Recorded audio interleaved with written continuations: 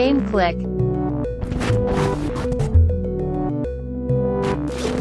What's good, everybody? Welcome to Game Clique, the literal blackest video game discussion in the industry. This podcast is so black, it's already looking for its W-2s. I was thinking, I already asked my manager last week. Right, when were you getting those? Well, you know. Get my mail.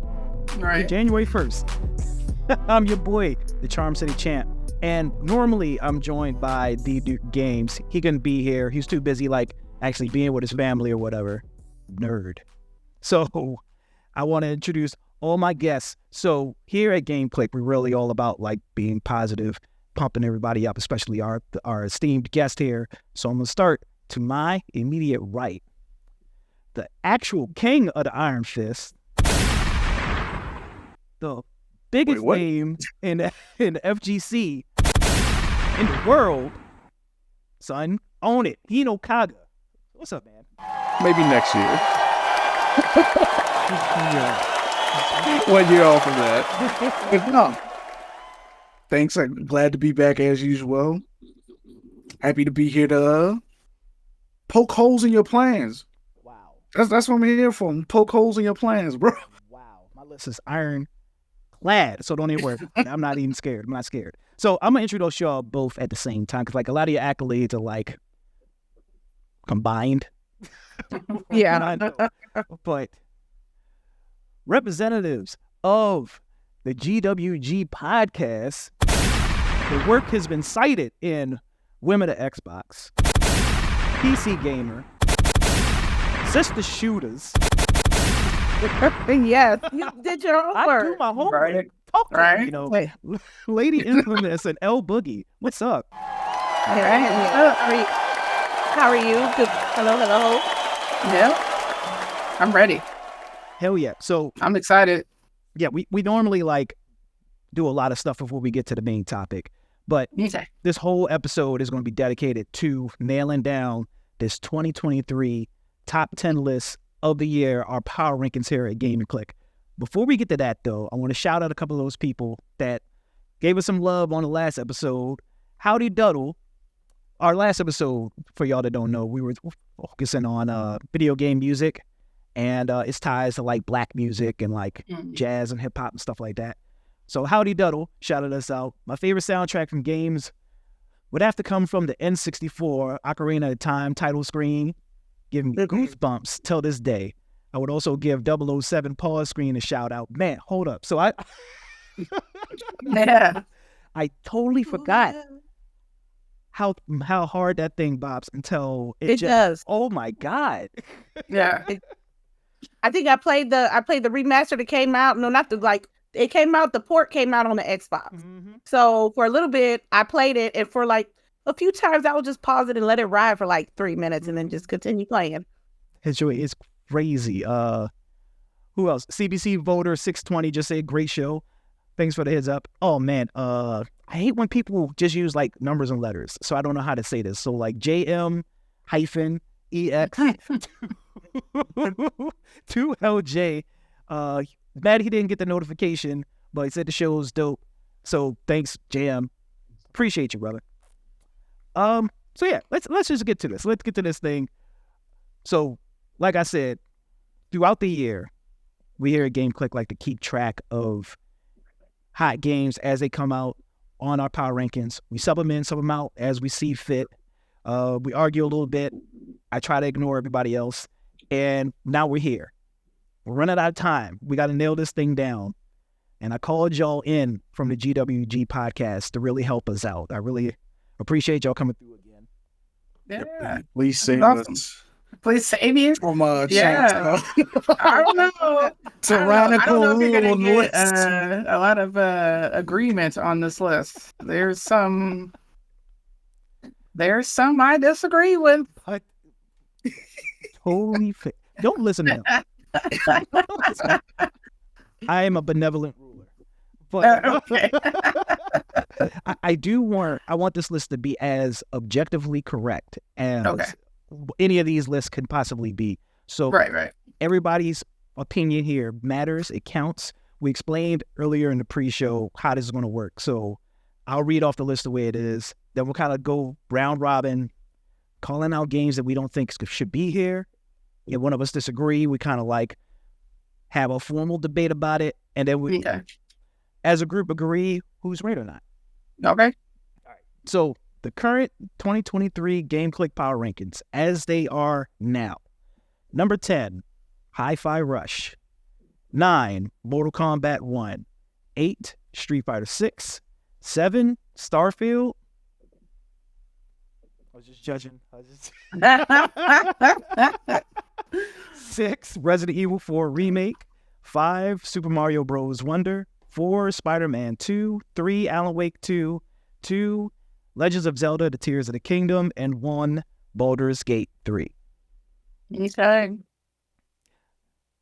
So I don't know. Who wants to start us off? LBoogie, you looking like you biting at the bit.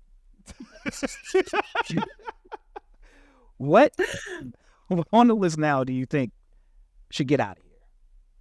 Resident Evil 4. Whoa! Get out of here. I was not expecting that. Get out of here. I'm with it. I'm with it. I thought we were gonna be front. I'm I'm sorry. sorry. I'm with it. We gonna be friends. Trust me. Yeah, right. We be real friendly.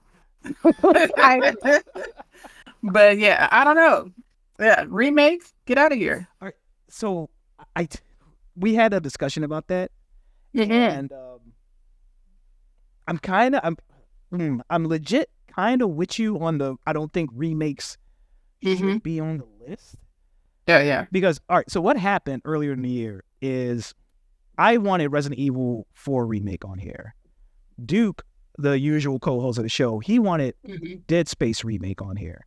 And we both came to an argument on like, to me, like a remake should only be on the list if it changes enough of the original game to kind of be a new game. Okay.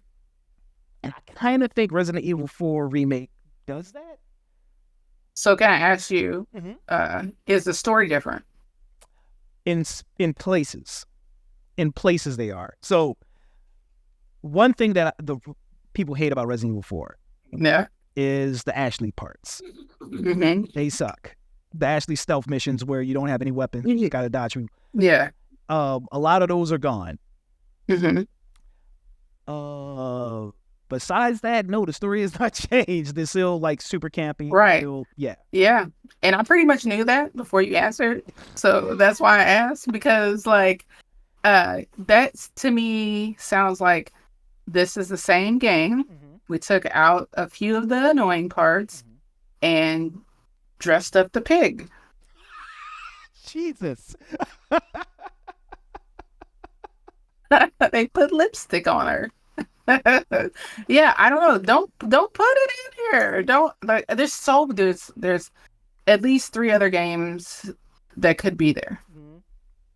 I think for me, I think Resident Evil 4 remake doesn't need to be there because yes, if you're gonna debate between Dead Space and Resident Evil 4, we're gonna go with preference here. I think that the story of Dead Space is way more powerful, way more stronger than, saving the president's daughter. You know what I mean? Yeah. Now, I did play both versions of the game, and yes, they still give you, the scaries, the item management and stuff like that.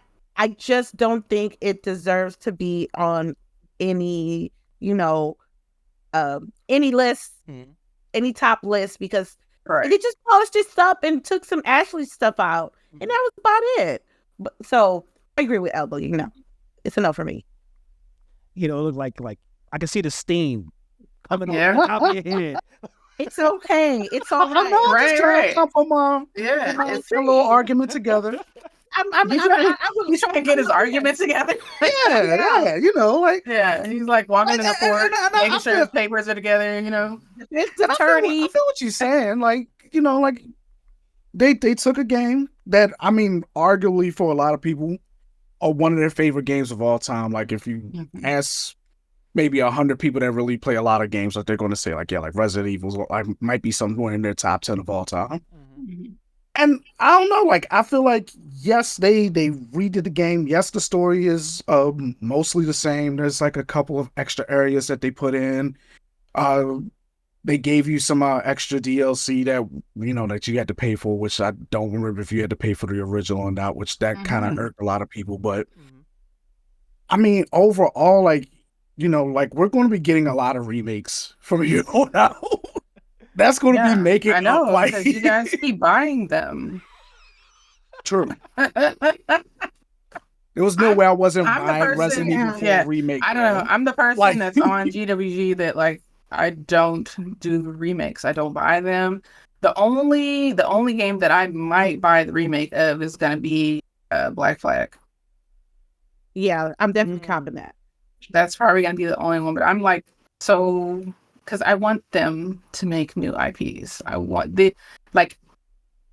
sorry to sidetrack us, but if you guys saw the amount that like Sony is spending on the remakes versus IPs, that's why it's so delicious to them. Yeah. Because they spend a fraction of the cost to make this game and people eat it up. It's like, why wouldn't you? Business wise, right? Like we're feeding into the business machine by buying those games. So when you guys are like, well, not you guys, but when gamers are like, why don't we have new games? Why don't we have new stories? You specifically, no. Yeah. But when you're like, why don't we have like new IPs? Why aren't they coming out with new stories? Because they can sell you the old story and you're going to buy it. So, yeah. I think the ridiculous line, we have crossed it with this whole The Last of Us 2. Yeah, no, it's 2 years. Yeah, it's pretty bad. And I couldn't believe they announced that. I was just like, wow, this is really your business model. So I definitely get what you're saying, but when it just comes to like the Resident Evil 4 remake, and also compared to like the other two games, because like remakes aren't always necessarily just for like people going back to play them. It's for people that are going to play it for the first time and like they never got the chance to have that experience on, the older consoles, like whether like they weren't alive or like they just couldn't get it back then. And I feel like when it comes to remakes, like Resident Evil 4 remake was maybe one of the best remakes that you could actually get, where it felt different enough and they changed enough stuff and added a thing here or there, but kept the same story where, it hits that nostalgia factor for the old fans and for new people that are coming in and are going to be playing it. Yeah. It's a great representation of the Resident Evil franchise in a whole. It's going to make them want to buy other Resident Evils. I agree. Still get what you're saying, and you're right. The new people, I think Resident Evil 4 remake is like, yes, it is a good like jump off point for someone who never played it.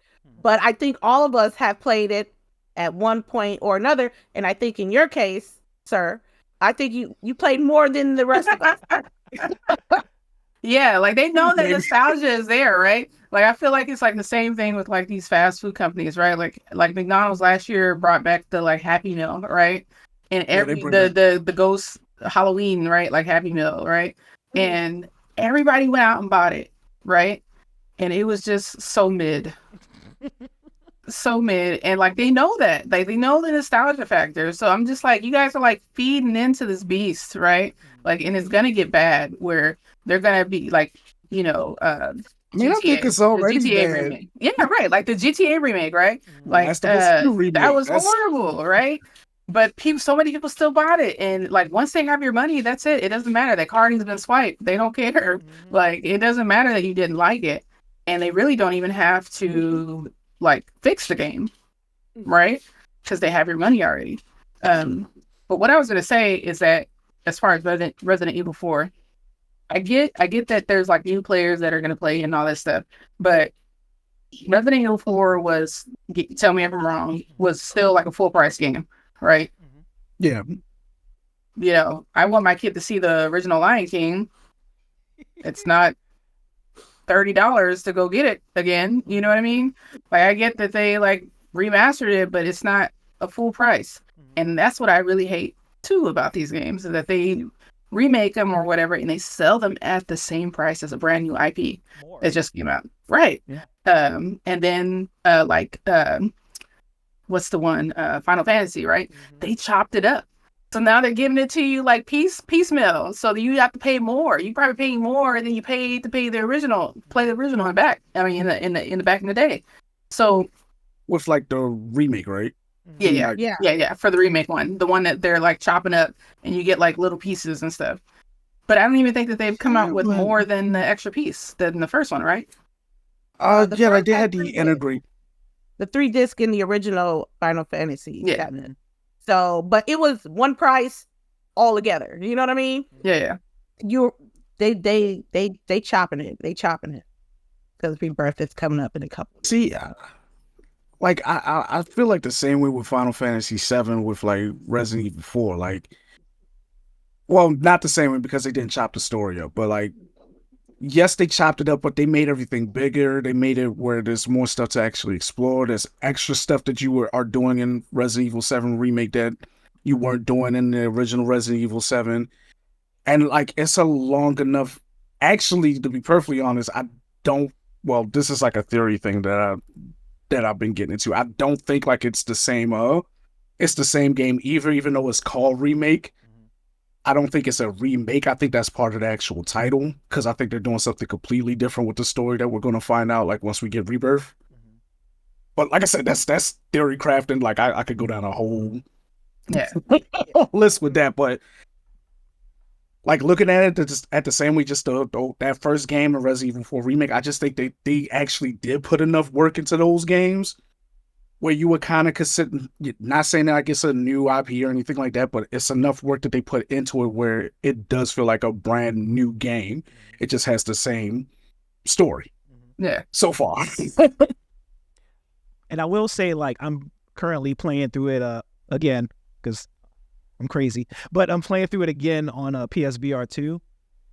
Oh, that's a game changer. It is so good. I could see that, right? Oh Because like that's like a different experience, like having things like coming at you like that, which I don't think I could do. But like I totally agree with y'all that I really do think, especially like the year of our Lord 2023, it was so much good stuff. Yes, so many good games, and I really do. I feel y'all on the rule that we should kind of like clamp in there that a remake or a remaster should not be on this list. Correct. Let's put a pin in that. Let's put an It hurts, but I get it. You know what I'm saying? Like, if it was like, if we was sitting there thinking like, I don't know what to put here, but like, there's like a whole 10 other games that could be on this list. And so I get it. Let's put an asterisk on this. Okay. And let's come. Okay.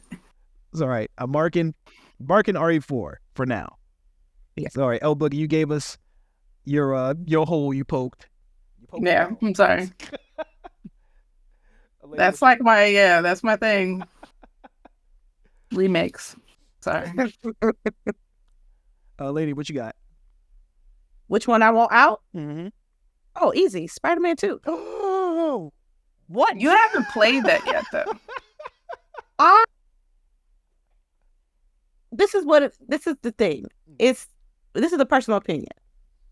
I feel the reason why I haven't played it because I feel there's too much of the original Spider-Man / Miles Morales game that doesn't interest me in purchasing that game. Also, add to the fact that I am not the biggest Spider-Man fan to begin with. I'm just gonna put this in a slot that it's a game for the PlayStation platform, and I think something else should have been on that list. So I'm taking Spider-Man 2 out. I'm putting Hogwarts Legacy in. I think that game was beautiful. It was big. It had a lot of things to do. It had character customization. The side stories were great.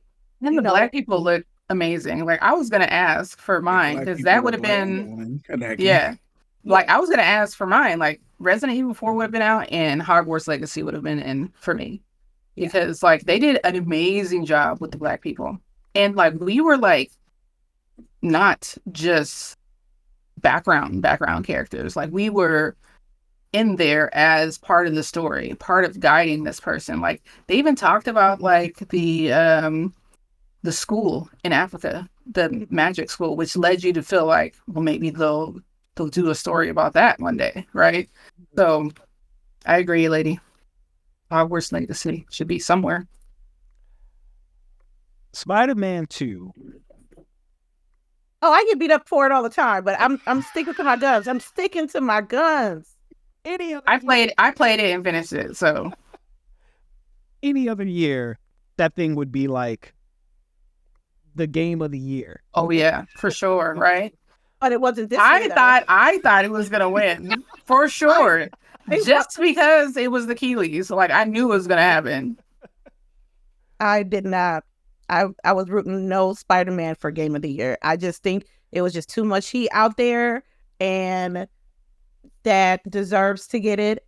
And apparently, it was more heat out there. So I was I a little happy that they didn't win? Just a little bit, but at least I know that the game that beat Spider-Man was way much better than the actual Spider-Man. Why do you hate Insomniac so much? It's not the studio. It's just that's just me. If anybody, that's just me, you know. Yeah, I agree. I love Insomniac. I've actually been to the studio before, and like I love the work that they do. It's just this was kind of like how I felt God of War was, the Ragnarok, where it was just like back in the day, right? So I think we all come from, you know, playing for years and whatnot. Like they would have been DLC. They wouldn't have been considered new games. So, and I played all of Spider-Man, which I know people have not finished Spider-Man 2, because everyone who has finished Spider-Man 2 knows how it ends and knows where it's going. And I feel like there are a lot of people who would be way upset knowing where Spider-Man is going now. And no one's saying anything, which means to me that people are not finishing this game. So, all right. So hold on. I want to dig into that. Yeah. So, we already did, we actually did a whole episode a couple of weeks ago, like from the rooter to the two to talk about Spider-Man 2, all the story points. Okay. Talk about the ending. So what part of the ending? So while I'm trying to stretch, I'm trying to pull up the percentage of people who finished Spider-Man 2, and I almost got it.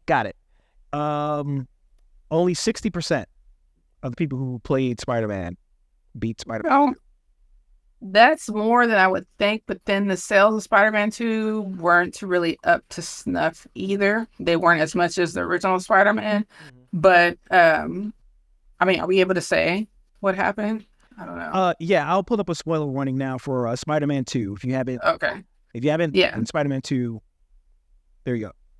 Yeah, give me 5 minutes. Spoiler warning. Skip to 2652 to avoid Spider-Man 2 spoilers. But yeah, so like the fact that he basically says this is now Miles's torch, like this is for him. I feel like the community that we live in would be very upset to know that the next couple of Spider-Man games they're getting are not going to be the Caucasian man that they've grown accustomed to. Yeah. So that's just my 2 cents. Yeah, I don't know if that is going to mean that Peter's going to be like fully out of the picture. Like me and we were talking about that too. I don't know if that means that he's not going to be in future Spider-Man games, or if if Miles is just going to be the lead. But don't you think they're that going to stick him in somewhere?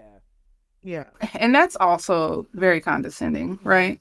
Like, so now you've handed over the torch, but you're going to still bring the old guy in to appease, the masses so that they can do that. And then is it going to be like Spider-Man 2, where in reality I'm playing Peter's story, but then I get these like side missions for Miles, right? And even his side missions weren't like he only had like, I think like one side mission that really tied into the main story. Other than that, they were just like kind of like one-offs, right? And then I know people loved the mission with him going to save the people at the music store. I don't know. I thought that was very much pandering, but whatever. But yeah, so I don't know. It's like, so are we really gonna get real Miles as Spider-Man, or are we gonna get this pandering mess where you still have OG Spider-Man there to appease other people, and we kind of get a Miles game? So that's what I fear. So first, the skin that you get from that music mission sucks so bad. Like it's like fell in Jonathan Major's dirty laundry. Yeah. You know, It's, but like we all agreed that it did feel like Miles played like second fiddle this whole during Spider-Man 2. Like he played, but he had the better moves, right? He had the better moves. He felt stronger than Spider-Man 2 until Spider-Man got the Venom suit. But yeah. But I'm a little okay with that if this is supposed to be like Peter's swamp. Opus, right? Yeah. Peter, you wanted to say something? Oh no, I was just saying Peter's farewell, because it seems like, based on what you guys were talking about, this title Spider-Man 2 is supposed to be like the last hurrah for Peter Parker. I'm assuming, and more of a transition for Miles. So that's what I'm just listening to y'all. Yeah, for sure. I mean, we're not gonna know for a couple of years because Insomniac, and I don't want to touch on the leaks too much, but Insomniac's whole release schedule for the next 10 years came out, and it looks like Spider-Man 3 is coming out like in 2026 or something like that. But yeah, I hate that Miles drew the short straw in regards to like how much you really got to play with him. Yeah. But like on the other hand, like this thing, Spider-Man 2 felt truly like one of my first next-gen experiences. Like for as long as we've had PS5s and Series X's, we've still been playing games that were getting released on the Xbox One and the PS4, and it felt like that for a very long time. But like Spider-Man 2 with like almost zero load times, how fast you get to move through that world and how quick you're moving through that world, how populated that world looks, how everything plays. It to me felt really like this is why somebody would buy a PS5. Help me, Hino. What the hell? Yeah, I mean, I do agree with that. Literally, that's the only game that's like on my PlayStation 5. That's a PlayStation 5 game. It's Spider-Man 2. I'm just... You want to... When I played it and finished it, I just remember, and we had this conversation before, like, when I played the first Spider-Man game and finished it, I wanted to go back and play it again. Like, after I played Spider-Man 2, I was like, cool. Like, I had a blast playing this thing. And then I just went on to the next game or back to the old game that I've been playing the whole time, like, before that. So, I do think it should be in, like, the top 10, but just lower. Yeah. Okay. I would agree. But, I like, agree. That's okay. I just think that I think the story's been heard before. If anybody's a comic book fan out here, you guys are familiar with that. I just think Hogwarts it's just personal preference. Hogwarts should have been up there. Well, we'll definitely get we'll talk for a second. I put Hogwarts like 11 so we don't forget about it. Yeah. But we'll give y'all some time to kind of like give Hogwarts y'all flowers. We can kind of really discuss where it's going to go on this list if it gets on there. So the way I did it is Resident Evil 4, I put 3 asterisks next to it. Spider-Man 2, I put 1. Okay. Just so we know, like, all right. Yeah. Where we at? Yeah. You got something on here you want to poke a hole at? Starfield. Damn. Ooh. Oh. I like to hear it. I think we didn't get what we didn't get what they were telling us that we were going to get with Starfield. I mean, it was basically just another Fallout game, just with like ship battles and stuff like that. And I just think there's at least 3 games that I can think of that like should be in its place. And like if you want to go like with the outer space thing, I think the new Star Wars game should have been up there instead of Starfield. Way better story, I think. And like I said, that's just personal opinion, personal preference. I think the gameplay was a lot better when it comes to the new Star Wars game as well. Plus, like it felt like a really strong, solid, sequel to the first game, built on everything that the first game had to offer. Made you really feel like you were like, this rogue Jedi trying to find your way. Built on all of the characters that you grow to love from the first game as well. I just think it was a lot better of a game, and I think like Starfield like should probably, like maybe in a couple years, like when it adds some more content to it, and like it tweaks a few more things with its system and everything, like it'll be like a lot better of a game. But right now, I think it was kind of more of a disappointment this year than anything else. We only been talking for 30 minutes. Okay. And we've already said that Resident Evil 4, Spider-Man 2, and Starfield. We didn't say. I didn't say it. That's right. I would say, yeah, because I thoroughly enjoyed Starfield. So, I mean, I can have my. Do I get rebuttal time? Okay. So yeah. So I will say that I think that one of the pitfalls that they could have done better in Starfield was kind of ingratiating the new people to Starfield better, right? Because if you are a veteran Bethesda player, a veteran Fallout player, it was much easier for you to get in the groove with Starfield.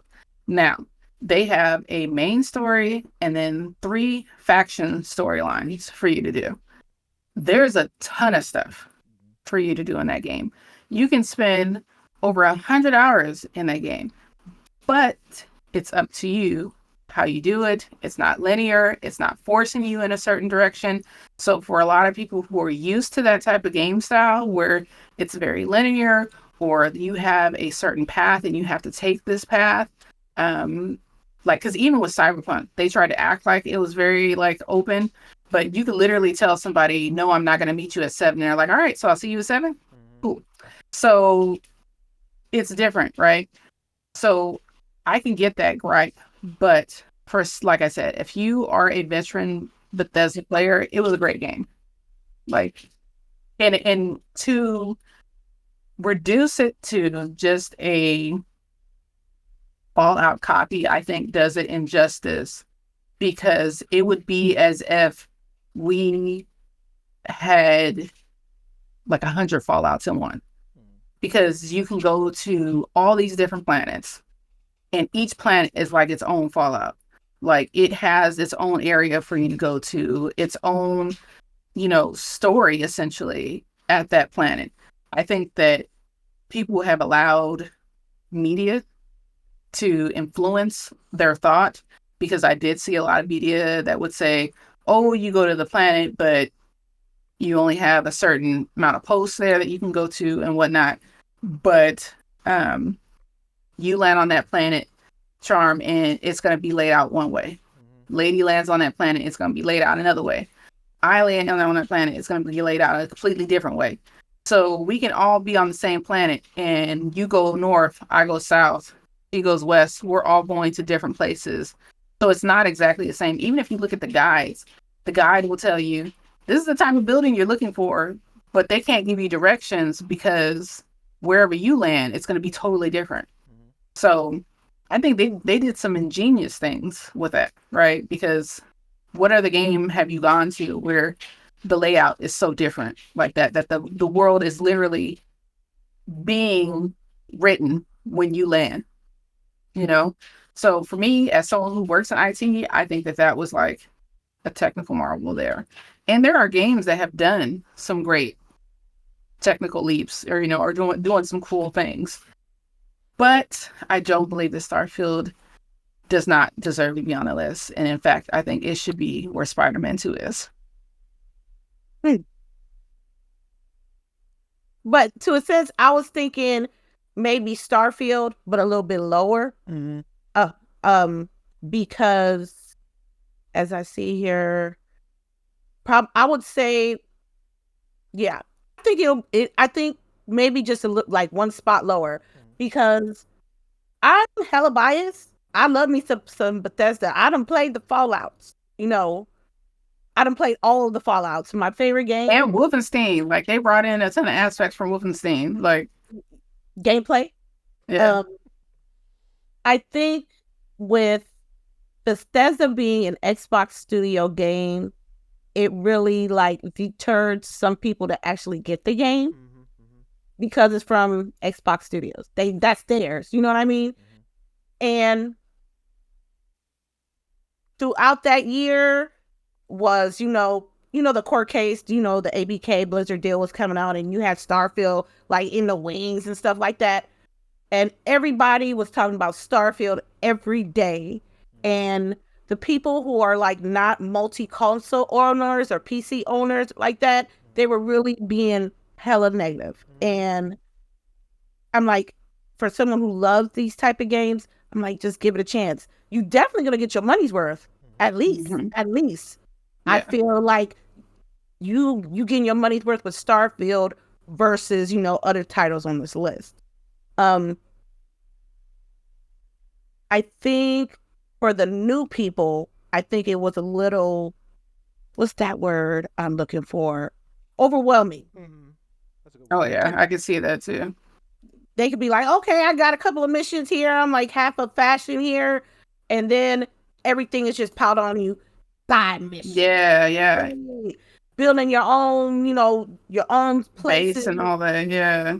Walking down the street and somebody want to talk to you like, hey, you got to help me out real quick. While you doing the main mission, you got random, NPCs talking to you like, look, I need your help. You don't know this person on a campaign. They could rob you around the corner. Yeah. And they might. And they might. If you play Fallout New Vegas, they will. So I would probably make it like 7, 8 spot just for that alone. I personally thoroughly enjoyed it, but we're talking about like a whole year. And I think it could have been more successful if people would, act like they can get another console or try to get a Game Pass on PC or, not be so boxed in on what their preference console is. Yeah. I feel I like that you said that, it plays. So the first part you said plays like on what I said, right? Like if they ingratiated people better, like into Starfield, I think it would have done better because like for someone like us who plays Fallout, I'm telling you, I would be telling them NPCs, don't talk to me. Don't talk to me. Don't talk to me. I'm trying to get somewhere.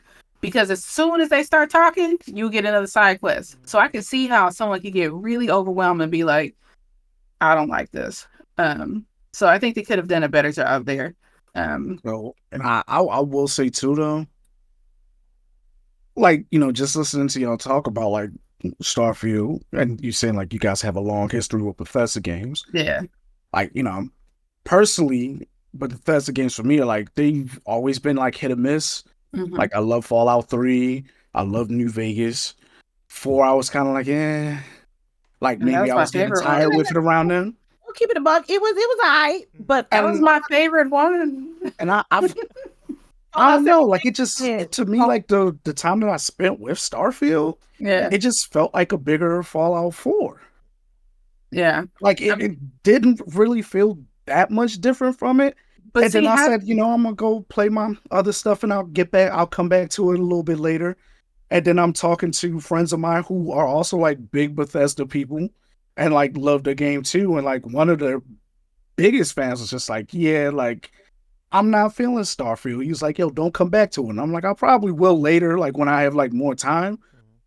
But like, I don't know. Like, and like I said, again, personal preference, I just wasn't feeling it. It felt like something that I've already seen before.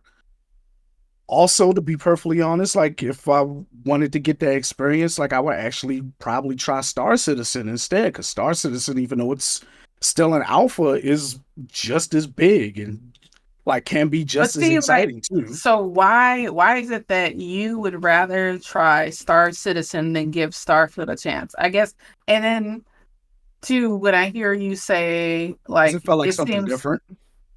Felt like something a little bit different. okay, and then so I heard you say that Starfield seems like more of the same, right? That Bethesda gives you, but then I didn't hear you say that about Spider-Man 2, which is like definitely more of the same. Like, So yeah, I mean, like they tweaked a couple things in Spider-Man 2, and you can even make that same argument about Resident Evil 4 Remake too. Like, it's pretty much the same thing, but actually I could also say the same thing with you guys. Like, you guys really like your Bethesda games. right. Of course you're gonna like Starfield. Well, because it builds on top of it, just like those other games too. Well, I guess where I'm going with it is that why is it a fault for Starfield and not a fault for the other two? Because that's what I'm saying. Like for Resident Evil 4, it wasn't a fault. It was like, yeah, but I like it. And then Spider-Man 2 is like, yeah, but I like it. But then when it comes to Starfield, it's like, pick, you know? Because it felt like to me the day Bethesda built it up like it's going to be a lot more. And then it might also be because I played Starfield before that too. And I was like, oh, well, Bethesda's going to make something better than Starfield. And in my opinion, not quite, no.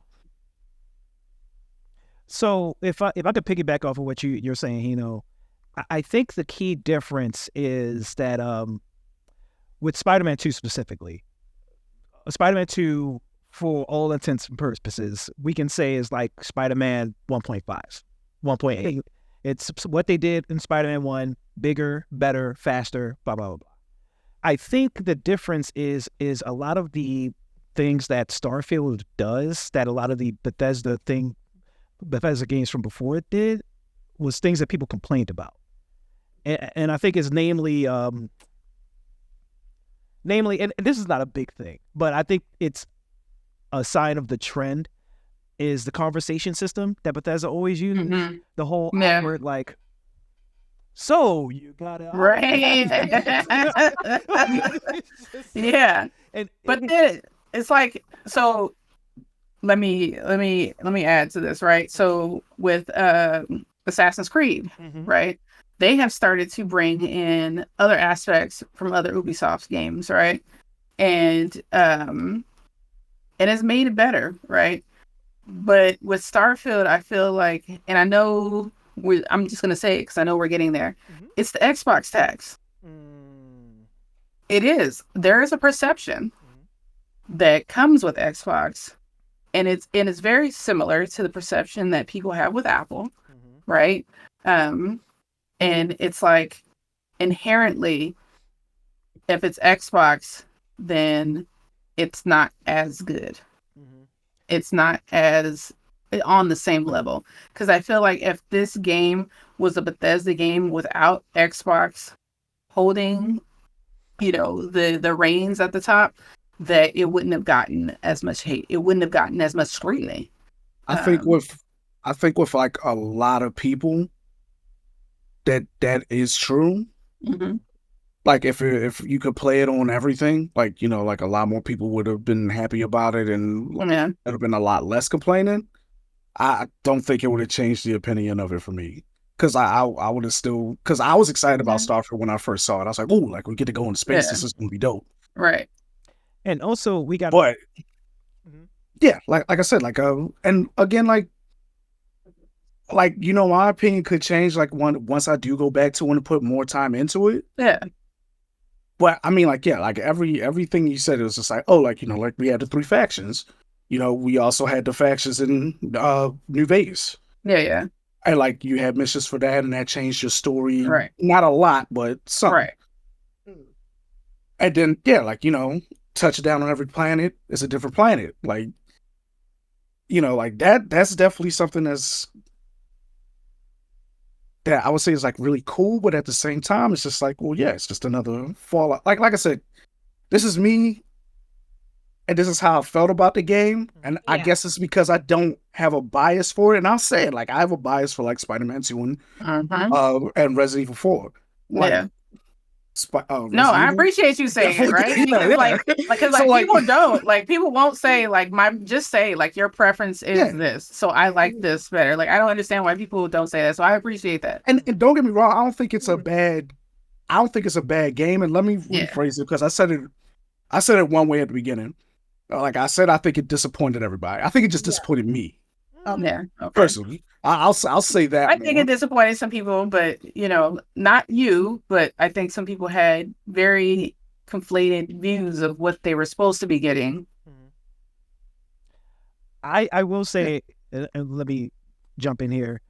When Starfield first came out, Starfield was, I believe, 3 on this list because, like, I was okay on it. Yeah, I loved it opening, going in. I think right now I got like maybe 30 or 40 hours in it.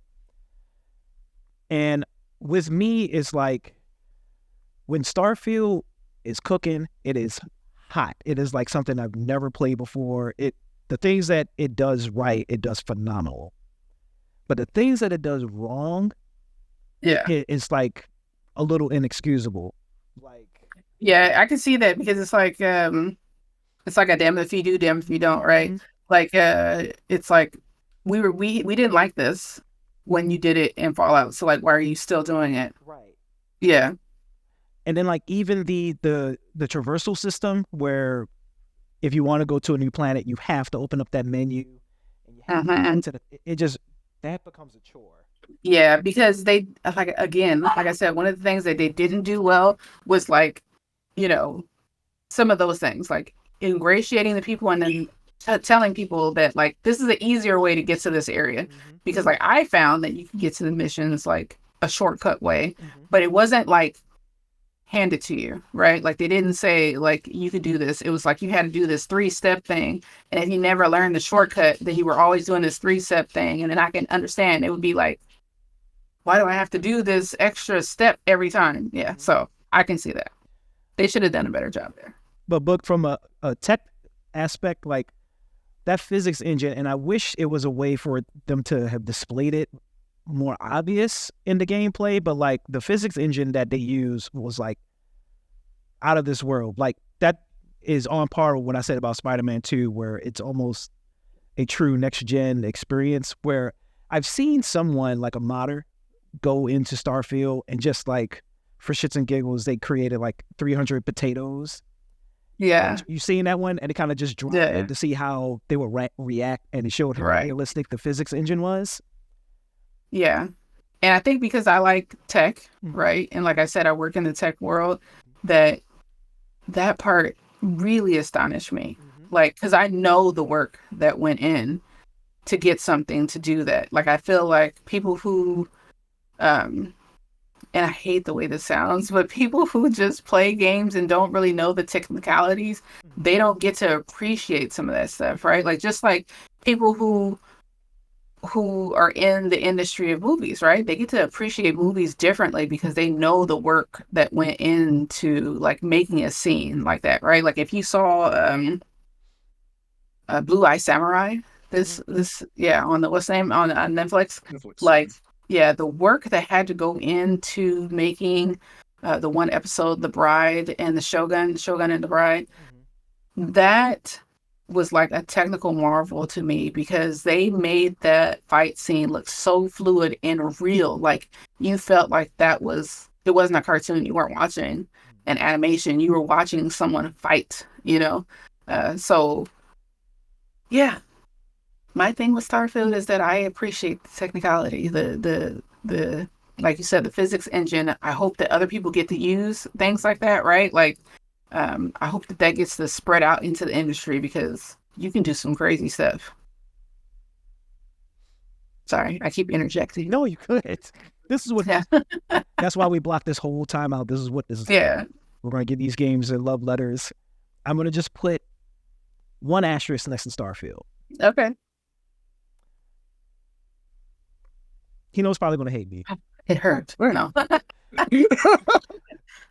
That's fair. One asterisk is fair. Yeah. Right? Might be down one. It is what it is. I think it's time we talk about Mortal Kombat 1. Whoa! Yeah. Peace. Get out of here. I thought out of everybody, I thought you were going to be the one to like really give me shit about that. But no, it's not a good game yet. Wow. Whoa. Whoa. I agree. I agree with you because like I'm just like Why is it was not good? okay. It was okay. Why is it not good? Why is it not good? It did not. One of the big things, it didn't launch with crossplay. That is unnecessary for fighting games at this point.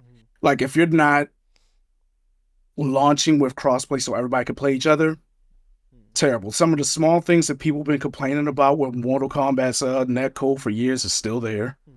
Even though they did network tests, they won't give us the even though we are getting it, but we're not getting it until I think they said February is dropping. Like we're not getting the are they on Wi-Fi or are they on a wired connection thing? They put everything into the story. They put everything into promoting the game.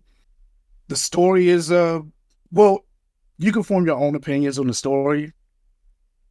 Some people like where it's going. Some people like the continuation of it. It has the best story that you could get from a fighting game. But like the other modes that they put in that people were trying to get excited about, I don't think they really fleshed those out like very much as well. And like people are like, all right, well, I played it. I just want to get this one skin from this mode, and that's the only reason I'm playing it. And like this is me coming like from a, like I said, this is me coming from a competitive like mindset, like looking at this, because like I used to be a NetherRealm's head. Like if a new NetherRealm's game come out, I gotta get it day one, day zero, whatever I gotta do to get it early so I could get a leg up on the competition.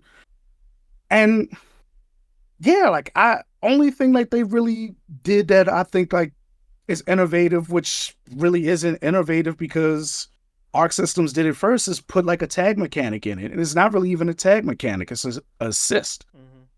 So like while that is exciting and while like, you know, some of like the new ways some of the characters play are exciting and some of the new DLC characters that are coming are also exciting too, I don't think it's really a good game. I think they barely built on top of what they did with Mortal Kombat 11. And then like you have to also compare it to Street Fighter 6, which Street Fighter 6 like felt like they actually kind of listened to what the fans had to say and said, hey, we're going to build on this. We're going to do our best. They gave us most of what we wanted for Street Fighter 6 outside of, you know, like their DLC practices, which are just as bad as MK1. I just don't think it's a good game yet. They are fixing it. A lot of those things are coming. I think crossplay is coming sometime next month. I think in the middle of the month. And then, you know, like they're going to get constant balance patches and stuff like that, and new cameos and new characters. And, you know, like I'm betting on it's going to be like a really good game, maybe like a year or two from now, once it gets like it's like MK1 Ultimate Edition, like they always do with NetherRealm games. Okay. She's an MK head. So Okay. disclaimer, Okay. you know what I mean? Yeah. Okay. I completely understand what are you saying about your issues with Mortal Kombat 1. But what I'm hearing is some things that from a fighting game community problems, which are valid.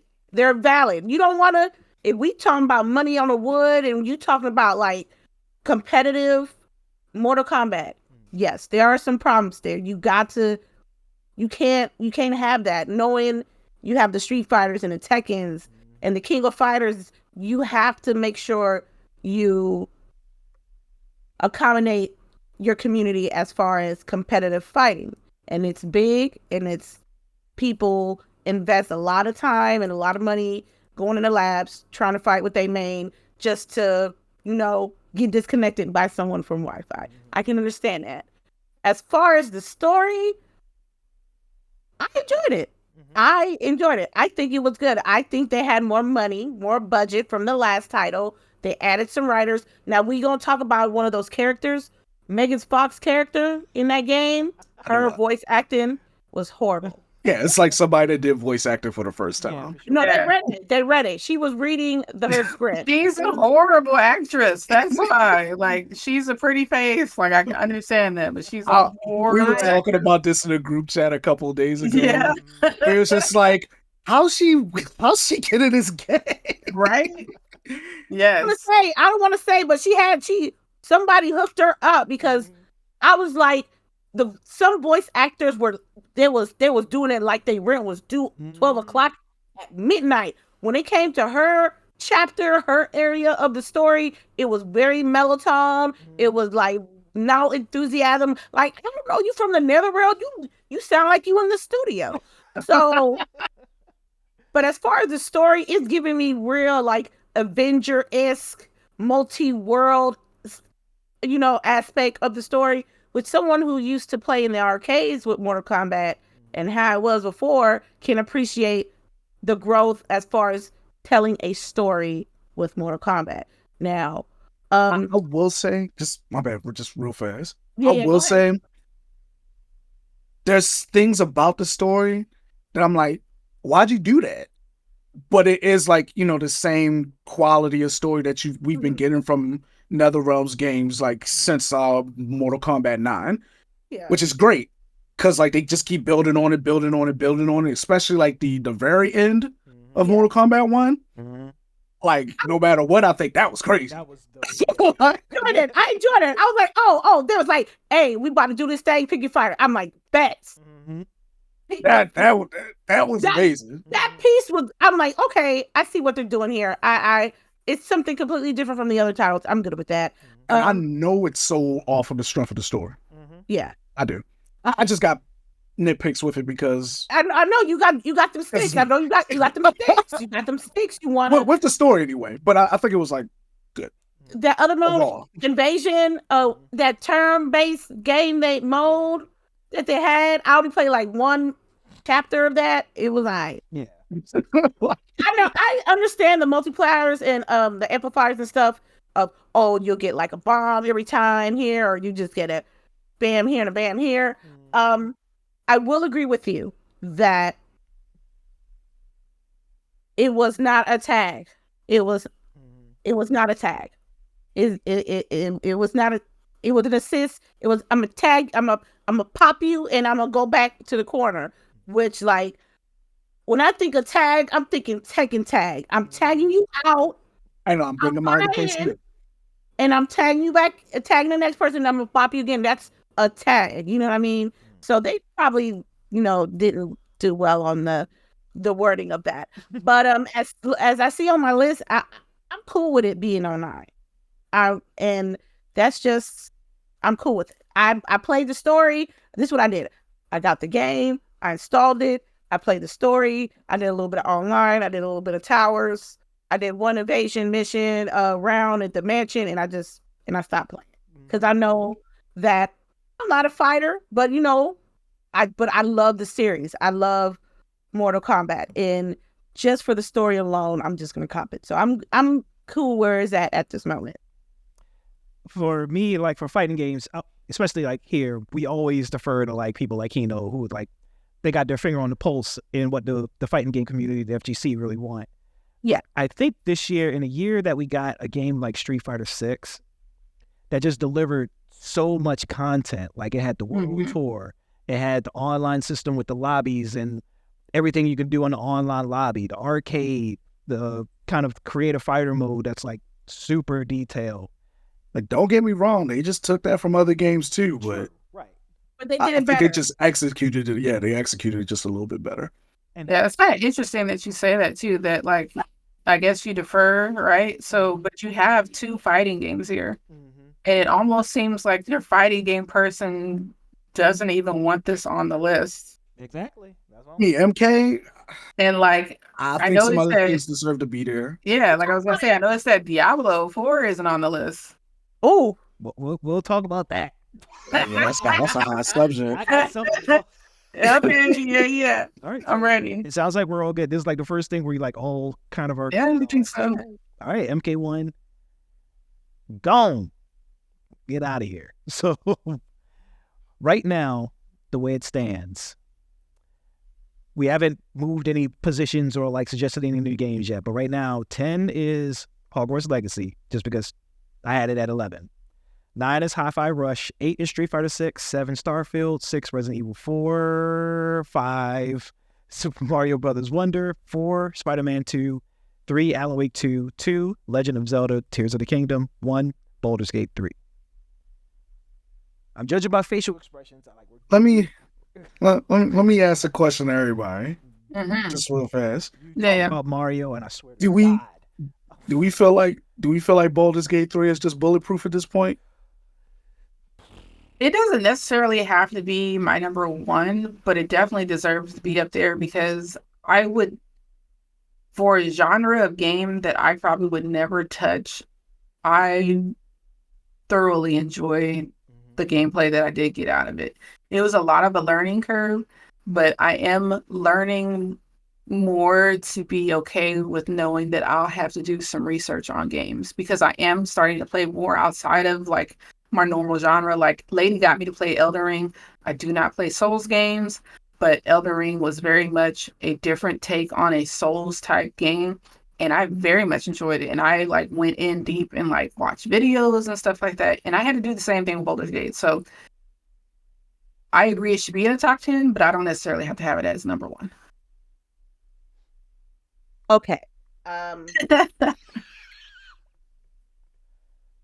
Resident Evil ain't supposed to be there. Okay, we can take that out. Put Remnant 2. Fine. Remnant 2. Remnant 2. Yeah, a lot of people like that game. It wasn't mine, but I got kind of the shit hand there. Fine. Yeah.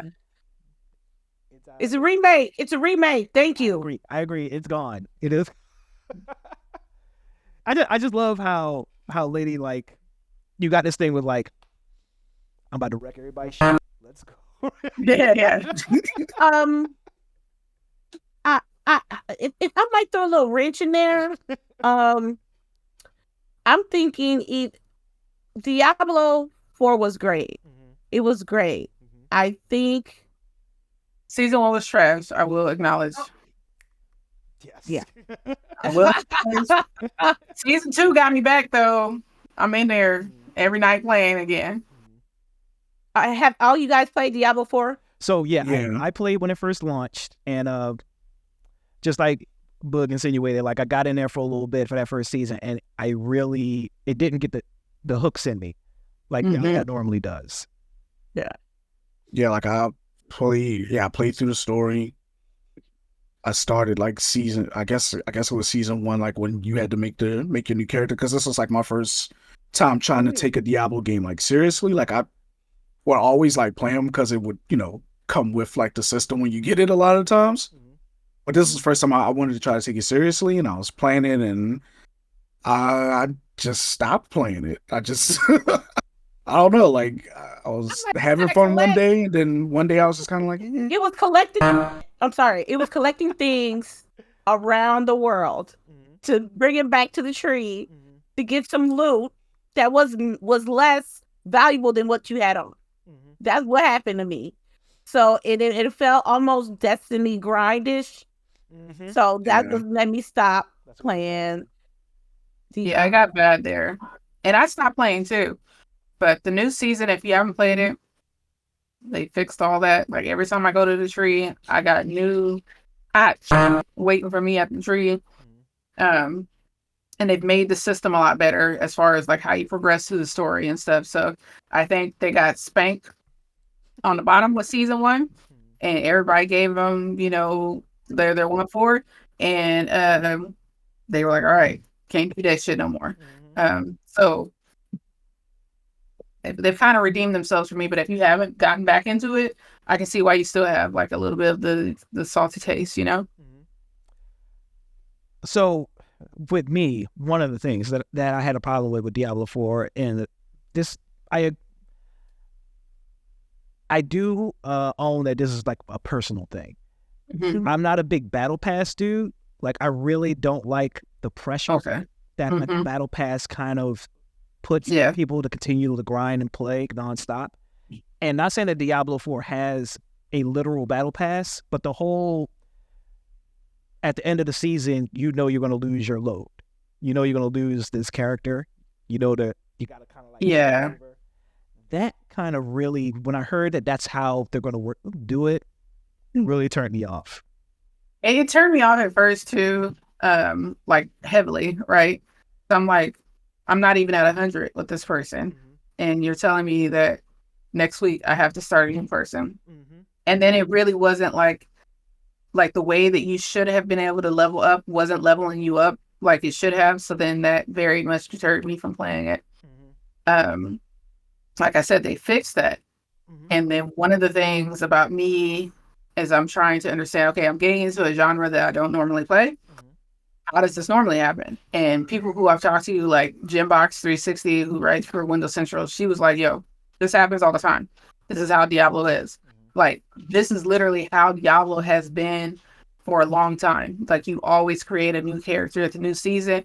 And then at the end of the season, your character gets rolled back into the Eternal Realm. So it's not like they, like, you know, go away, or like your Eternal character has like zero use anymore.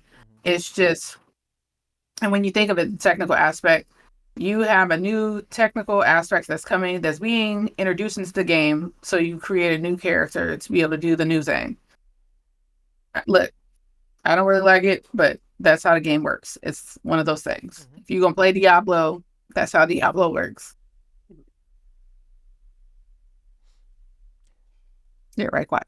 I think I was just going to say something. I think the horse sucks. I think Need more speed, more gallops. Yeah. He's gotten faster. He's gotten faster too. He's gotten faster. I feel like I'm getting beat up here. Yeah. This is not. These aren't attacks at you. I'm just saying. No. That's I'm playing. That Yeah. was the right thing. But like, Yeah. with the horse, and again, I haven't played since season 1, so this maybe they fix this. You have to play the horse. You don't get the horse until so late in the game. Yeah. Like, I really, right. It, like, so late in the game. And if you don't know that you have to get to this point, because like people, like, I think it was Delilah, she was like, she was like doing all this other stuff. And I'm like, no, you have to play the story. Like, if you do not play the story, you don't get the horse, and you're going to be running around this map forever. I was running around the game for so long. I was like, I bet. did I miss the I was asking people, like, did I miss the mission for the horse? And Like, it's where is like that? Act 4. It's like toward the end of the story that you get this thing. And I'm telling you, like, now though, I'm just like, I don't know how we were doing that. I don't know how we were dredging through this map like that. But and there's other things, right? Like, so if you never played a Diablo game, you don't know that you have to go get all those statues before you create your new season character. Because if you don't, then the map is not open, and you don't get all this like additional like skill points and stuff like that when you start your new character. So if you don't know that, then you start your new character and you're kind of like SOL. So yeah. Infamous, you was about to say something? Yeah. I enjoyed the initial experience with Diablo 4. It's just like season 1 just killed my dreams, and I'm like, I'm about to be in this for the rest of the year and be season 8 deep up in here. I just had hopes. I hope it be a dry season that makes me want to download Diablo. It's just that with games in 2023, there was little room for error. If you had a weak season, if you had a buggy game, if you had like day 24-hour patches on a release game that was, just came out, then, we were quick to say, well, we ain't out. I got right. I ain't got time for that. Yeah. So I think at the end of the day, like, I know we're enjoying this conversation and we have different opinions about different games. At the end of the day, we had hella games, variety of games. Yeah. Because we were eating. Hell yeah. Yeah. It was Thanksgiving all year. Something for everybody. So, hey, look, real quick, before we get any more intense, we got to take a quick break. I got to be able to slide in some commercials.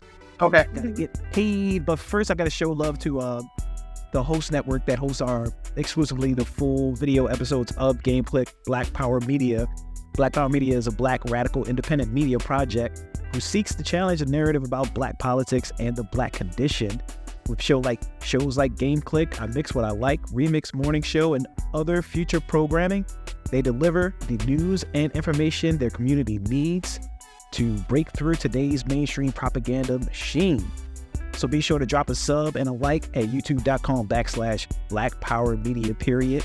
And if you're feeling real generous, go to patreon.com I always say /. That's so weird. /Black Power Media for as little as $2 per month. You can make sure small shows like Game Clique can survive and thrive. And we appreciate you. We're going to be right back, like I said, with more discussions. We're going to nail this down. I promise you. Don't go anywhere.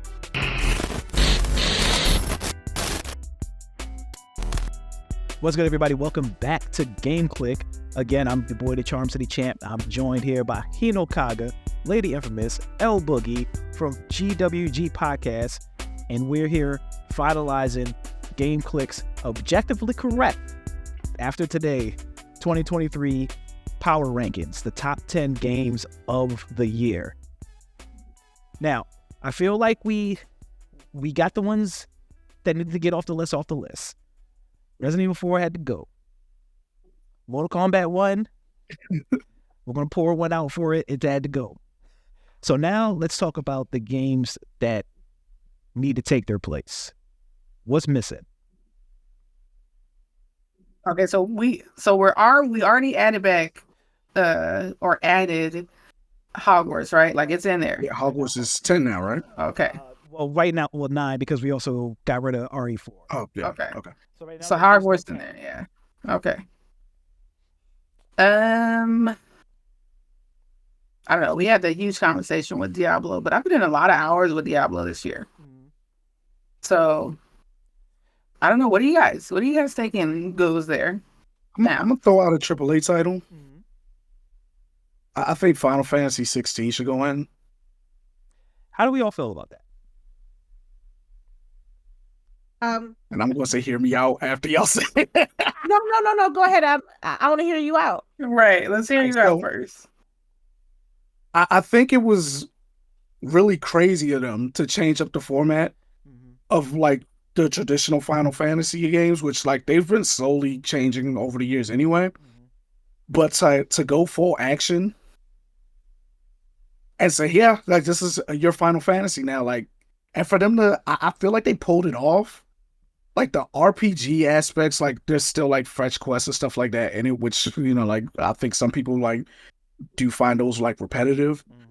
But like once you really get into the combat of the game and like you start getting into that, you know, your Devil May Cry brain kind of starts going off and you're like hacking and slashing, trying to figure out like piece your combos together. And then on top of all that, the music, the graphics, I think they did a really good job at a first swing at like their action RPG. And like, I think it just really didn't get enough praise this year for that. Like people said like, hey, we enjoyed it. The people that did play it, we had a blast. And then like, we never heard about it like ever again. Even though I think it's going to go down later as a classic, like for the Final Fantasy, franchise. Okay. I think that the thing that really pissed me off about the latest installment of Final Fantasy is with that interview with that one of the creators, was it a director or creator, that said that the world of Final Fantasy don't have no black folks in it, somewhere in that effect. Something in that effect. And for me, that kind of like hurt my feelings because I played a few Final Fantasy titles and really had to deal with how they felt how black people should be in that world. For that individual to say that it doesn't exist in that world, it shouldn't exist in that world, it left a bad taste in my mouth, and I feel like I wasn't going to spend no money on that game. And don't get me wrong, Final Fantasy 15, the boy band group driving across America, it was great. You know what I mean? And then for people to say that this title, the 16th title, was better than the 15th, I can't get it. So I think it's like a whole different game. And like, and mind you, like I didn't hear like the interview. I tried not to listen to like media stuff like for games, like for the most part, like when I can dodge it, I do. Yeah. So like, like now that you mention that, like that somebody did say that, I'm just kind of like, No, there are no Yeah, somebody from Square Enix said that. But It like, wasn't like I said, it wasn't like a podcaster or one of us saying it. Right, right. It no, was it was yeah, somebody it was like from the the dude. no, Yeah. like if it's somebody from like the game saying that, I'm like, come I'm on, like, damn. you know better than say that. You could have kept it in the You would draft. think. You could have not said I was- anything. Yeah, I remember when it happened, and I was just like, you could have said that so many better ways. Like, how did you not think that this was going to be received? But then also, you said what you said and didn't retract or anything, didn't apologize. So to me, that let me know that you just really don't give a shit about my dollars. So, yeah. Square Enix is 0 for 2 in regards to like racial commentary. Because earlier this year when they were asked about what's the dumb game with the black girl doing parkour? I forget what it's called. For Smoking. Yeah, I was And for somebody- smoking. Somebody described Yeah, right. her, and he said like, yeah, she got like a hip hoppity vibe. Yeah. And I'm telling you, the beginning story, I'm like, yo, you can tell these people have not met black people. They have not met black people, and they have only seen, juice and shit on TV. And this is what they think black people are. Like, she's literally a dumpster baby. That's the writer. I was like, writing why? a black character. Yeah. It was bad. I was just like, you could have just like it was hard to get through that part, but I got through that part. And the game is not bad, and the gameplay is not bad in Forspoken, but you have to like level up to really like hit your stride there. But the story, you're just like, no mas. Yeah, I do think Forspoken is overhated. I definitely don't. I'm not entertaining putting it on this list. Yeah. Whatsoever. But No one's asking.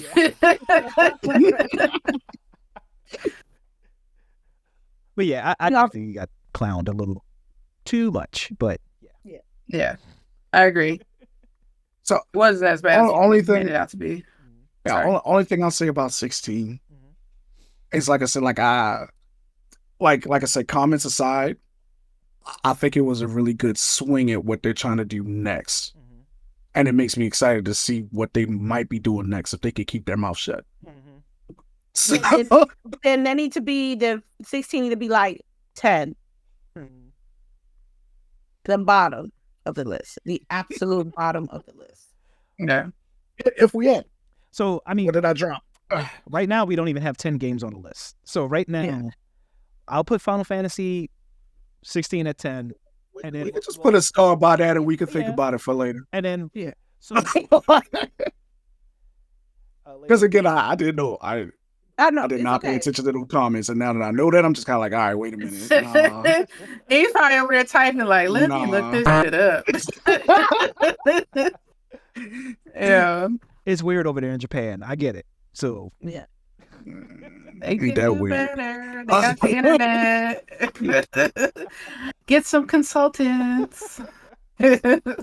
Preferably black ones. Right? I'm shocked you didn't say, because I didn't play this, but I know It was what I was about to say. I don't know. I think I know what you're about to. Armored Core 6. Yeah. What's up? I didn't beat it. Oh, Had a blast playing it, but I never beat it. damn! Did either of y'all play Armored Core 6? No. I was going to, but it wasn't what I thought it would be. So because I just came off of Elden Ring. Yeah. So I'm like, I'm thinking, robots, the same shit, just robots, but when I saw the gameplay, I was like, yo, this ain't what I thought it was. So It's I might funny get- because. Oh, I'm sorry. I mean, I know I might get it on sale, a real deep sale. It got me like 30 or below, and then I'll cop it. it's funny because like I kind of feel the same way, Yeah. but like a little bit different too. Because I saw it and I was like, oh, like it's an Armored Core game, not a Souls game. And like it's kind of in the middle, and I was like, oh, so I can't do my Armored Core things, and it's a lot faster than I was anticipating. But like the bosses are like Souls bosses still. Yeah. So I was just like, okay, like again, it was like one of those ones I'll get back to. What I was going to say, like depending on like how the list is looking, I would say like Armored Core 6 is definitely like an honorable mention. but like, like maybe not on the list unless there's like absolutely nothing else we could think of that could go there. Yeah. Okay. I'm with you. I don't got a dog in that fight. I'm for real. Yeah. Me either. I like Souls games. Like I hundreds of hours in Elden Ring. I love Demon Souls remake.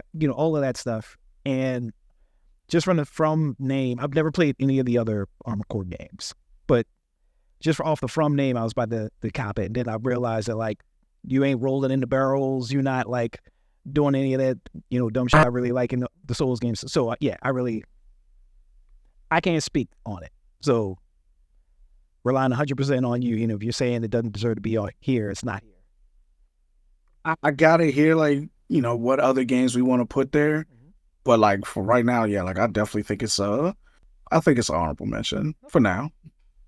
Y'all got anything you that's missing that's not here?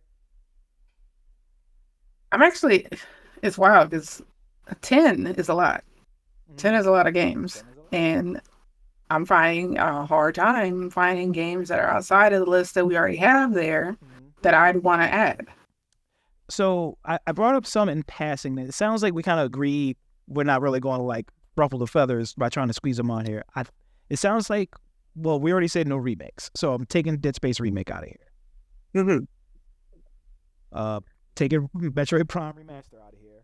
I did mention one earlier that I think like we could have a discussion about like if anybody else played it. What was that? And that's the new Star Wars game that came out this year. Oh, I played it. Yeah. How'd you feel about it? So I enjoyed the story and I enjoyed the feel of it. Some of the aspects that they brought into it to make it more open world, I feel like took away from the story. Like I want to be like, I don't want to do that in this game. This game was like a story game. I want to be able to play the story. I don't want to feel like I got to do like, go talk to this person to be able to level up this one thing, and go talk to that person and be able to level up this one thing. I just want to play the story because that's how I feel like the first one was. It was just like you're playing this story. The combat is on point and all that stuff. When it first came out, it had a ton of issues. Yeah. I mean, dude, like how is your performance mode worse? But I'm a Star Wars nut and I love Star Wars. I will play everything Star Wars that comes out. And it should be up here because it was a great game. They just have to tell Sony to shut up and let them make the game the way it needs to be, which is a story. Like, stop trying to squeeze more money and stuff out of this game. Just make a great story, which is what they did in the first one. So there was like nothing to fix, right? Like, just make me another one. Yeah. That's all I wanted. I will say, like, some of the, not all of the side quest stuff, but some of the stuff I did like. Like, I definitely liked, like, the bounties because that lets you go out and, like, for real. do more combat stuff. Yeah. And, like, the combat is great in this game. It's depending butter. on, like, depending on, like, what kind of style you like and, like, and you can do whatever style you like, and they had everything in this game. You could do Star Wars to stuff. bring in the gun. I love that. Like, where you has have, a saber and gun guy. Yeah, man, that was awesome. But yeah, like I think like they didn't talk a lot about it. It still has that great Star Wars score to it too. Mm-hmm. So like you're getting some pretty good music out of it. Like like I might like if I'm working, I would definitely like sit down and throw on like the Star Wars this new Star Wars games like OST and just like for background music, just listen while I'm working.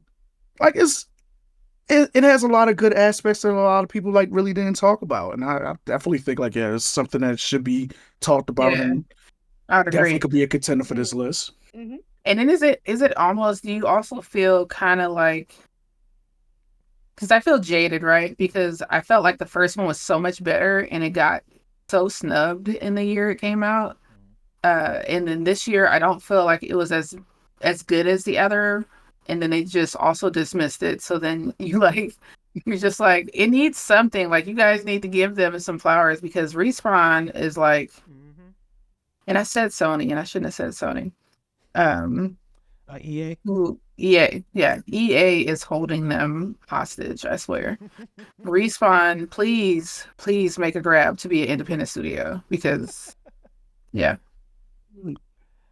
Yeah, I agree on all of y'all's sentiments about that game. I do think Fallen Order, I think I liked it a little better. I think Fallen Order benefited a lot more from being more linear and being more focused.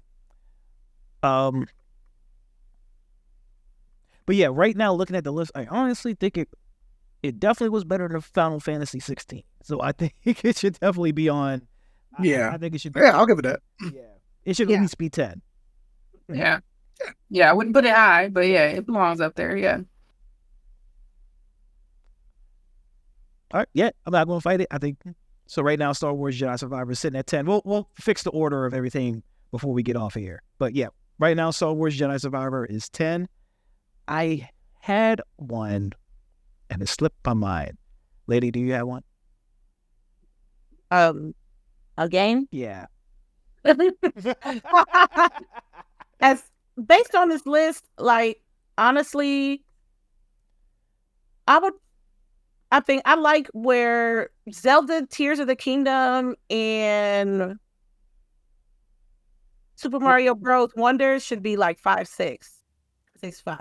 But do you have like a game to add? Oh, a game to add. I've been preaching Remnant, Hogwarts Legacy. I think that's it for me. I don't think that. Let's talk If about I want Remnant, it's roguelike. Mhm. It has a Soulsy feel. So like, if you die at the boss, you going all the way back in the beginning. There's different worlds. Different worlds are generated for different people. So when I played it, I started on a different planet. But now LBoogie played it. She started on a different planet. On the hardest planet? On the hardest planet? I mean, yeah. I didn't want to say that, but you said it. So You need to say it. You need to say it because it's necessary to understand why I put this down. Yeah, because I mean, she got the hardest planet. She didn't want to play no more. Because they're like, you got to start all the way over. Like I would have to start the game all the way over. Mm-hmm. That's the part about Souls games I don't like. I don't like that. I don't have time for that. So, like, what makes you spawn on different planets depending on like is it like your character that you pick or class, or is it just random? No, it's just random because I think 3 of us ladies from GWG played that night, and we had different world beginning because we were like, let's link up and play together because it was co-op.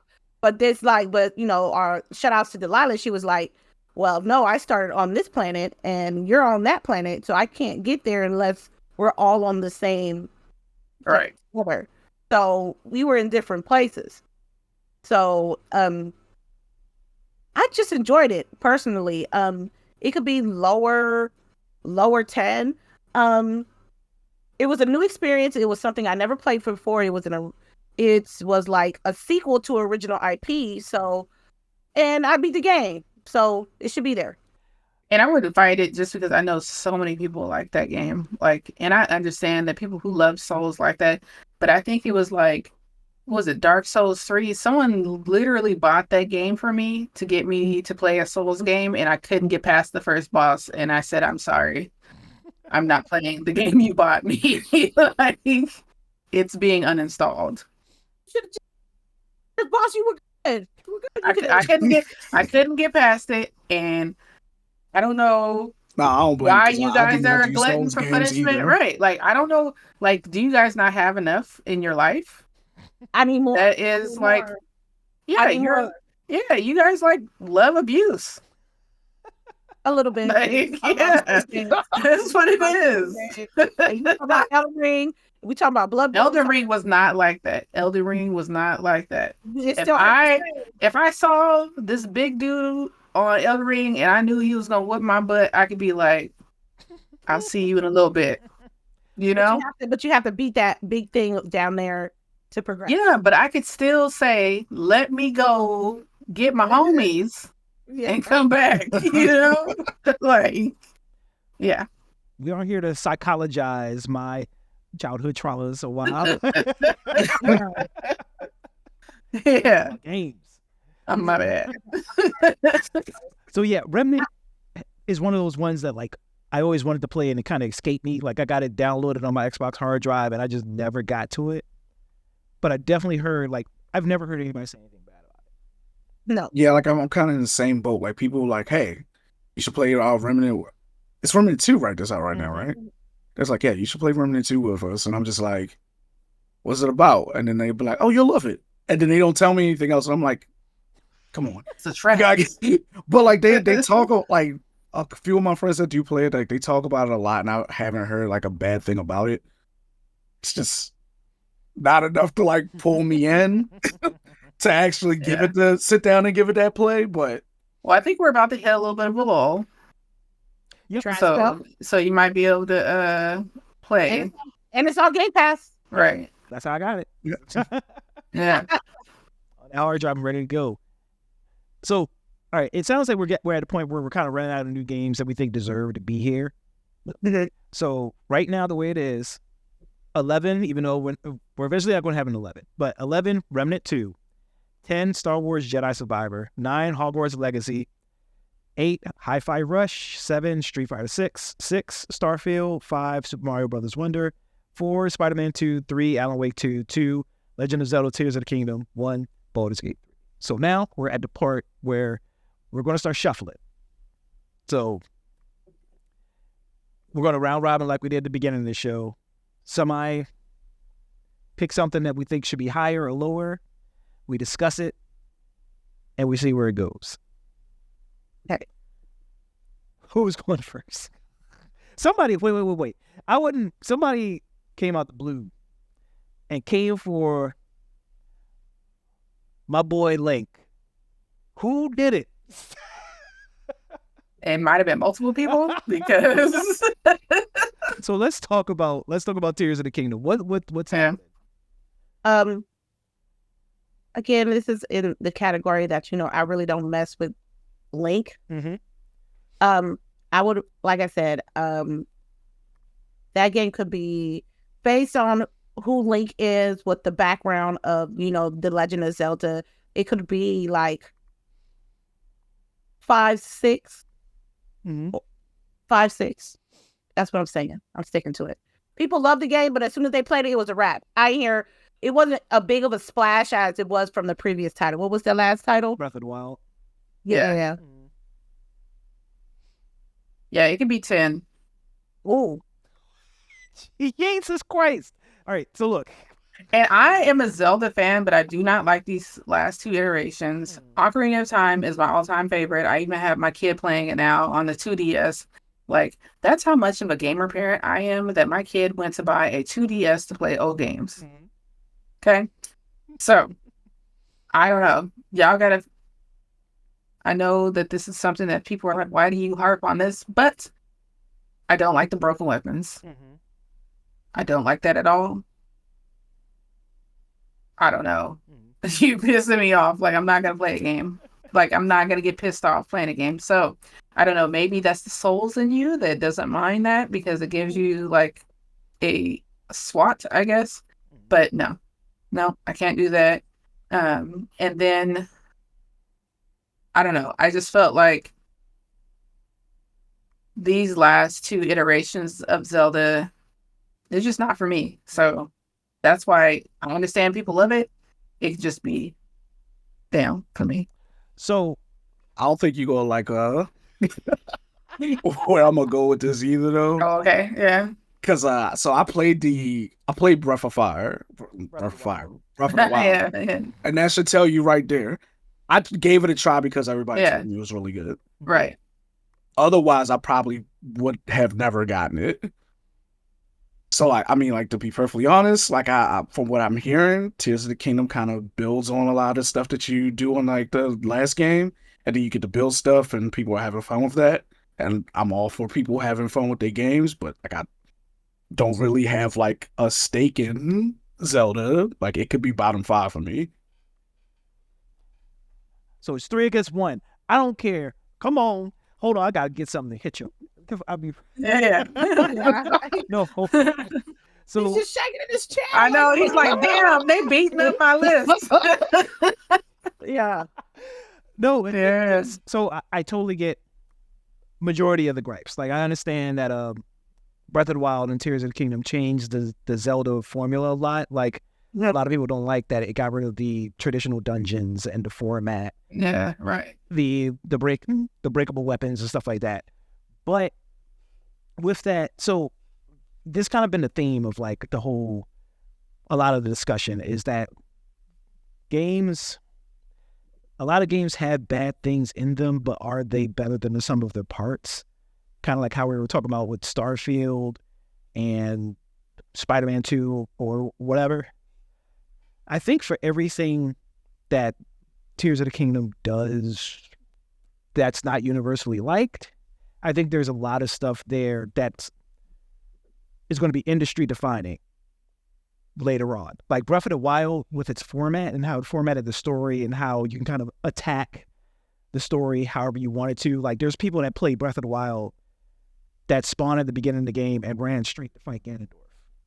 Yeah, I did see that. Mm-hmm. So it's like, it's that freedom that a lot of games after that tried to mimic. Mm-hmm. And I think we have to kind of like call out games that literally force other devs and other publishers to kind of like change the way we look at games. And I think Tears is going to do that as well with mainly the crafting mechanic that it added. And I know. So you're gonna hate me. Yes. I feel like you're fishing for partial credit. And I feel like this still means that it goes lower than where it is. We're not here to psychologize me. I just said that. Look, Lady will tell you right now, I am not one of those people. Like, I don't know if it's the military in me or what, but yeah, like I don't partial credit at all. No, not giving you partial credit. So, but what's so sorry, Tony? Wait, all right. So what you're telling me? So you want to move Zelda down? Yeah. I'm willing to concede and say that Alan Wake 2 is a better game than Tears of the Kingdom. Absolutely. I will not fight you on that. Are you willing to say that Spider-Man 2 is a better game than Tears of the Kingdom?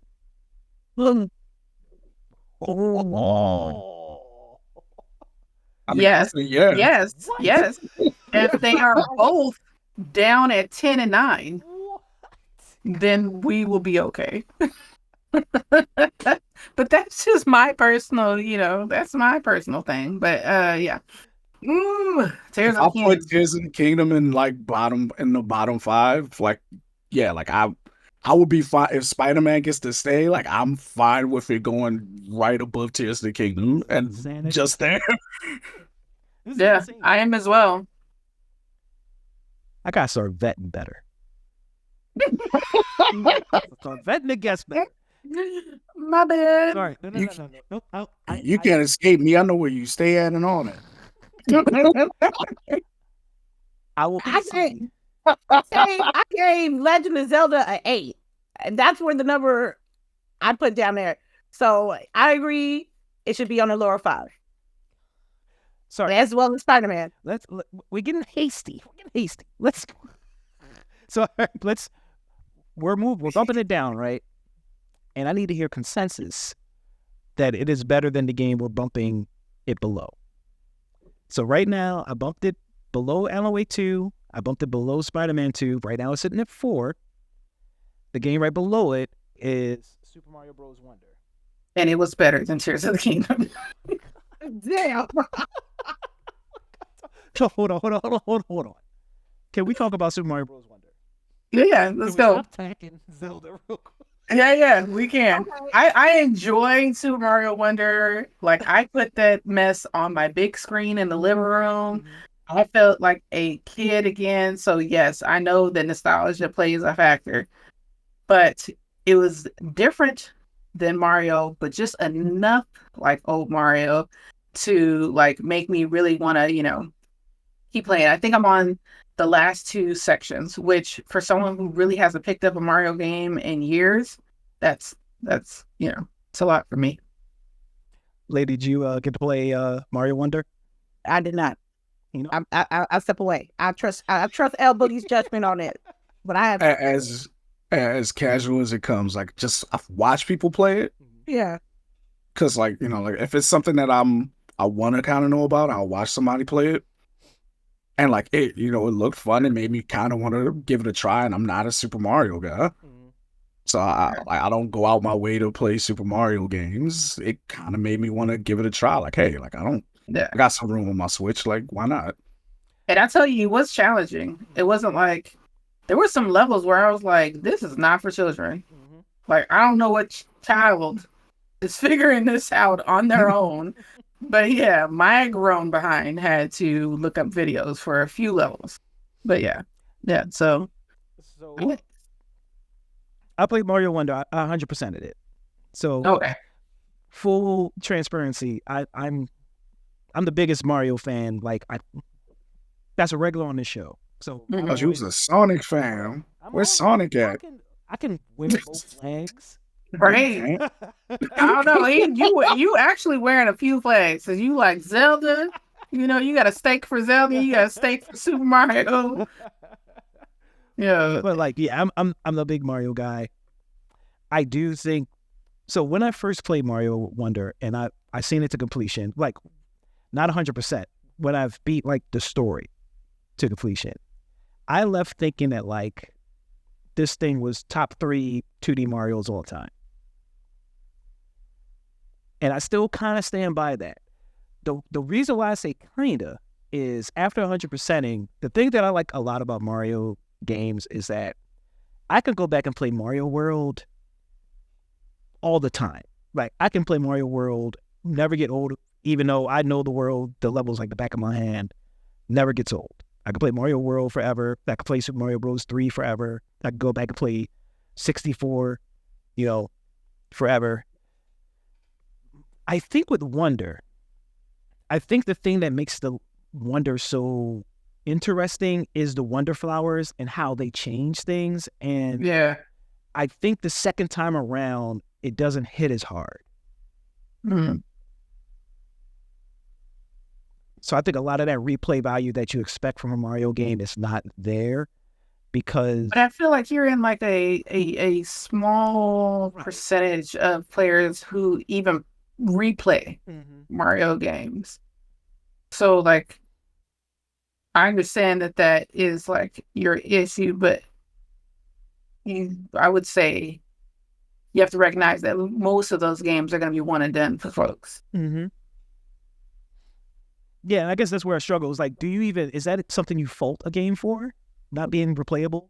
Yeah, and that's exactly what I'm trying to say. Like, how can you really fault it for that? Because like, I don't feel like a lot of people are going to do that.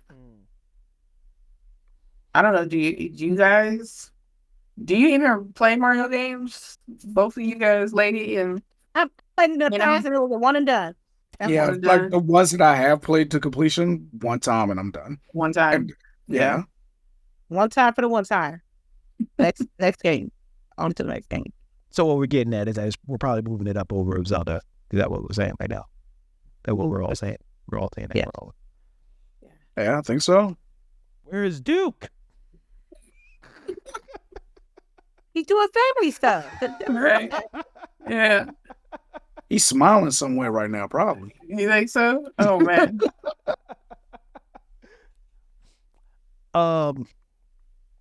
Zelda's down to 5. Okay.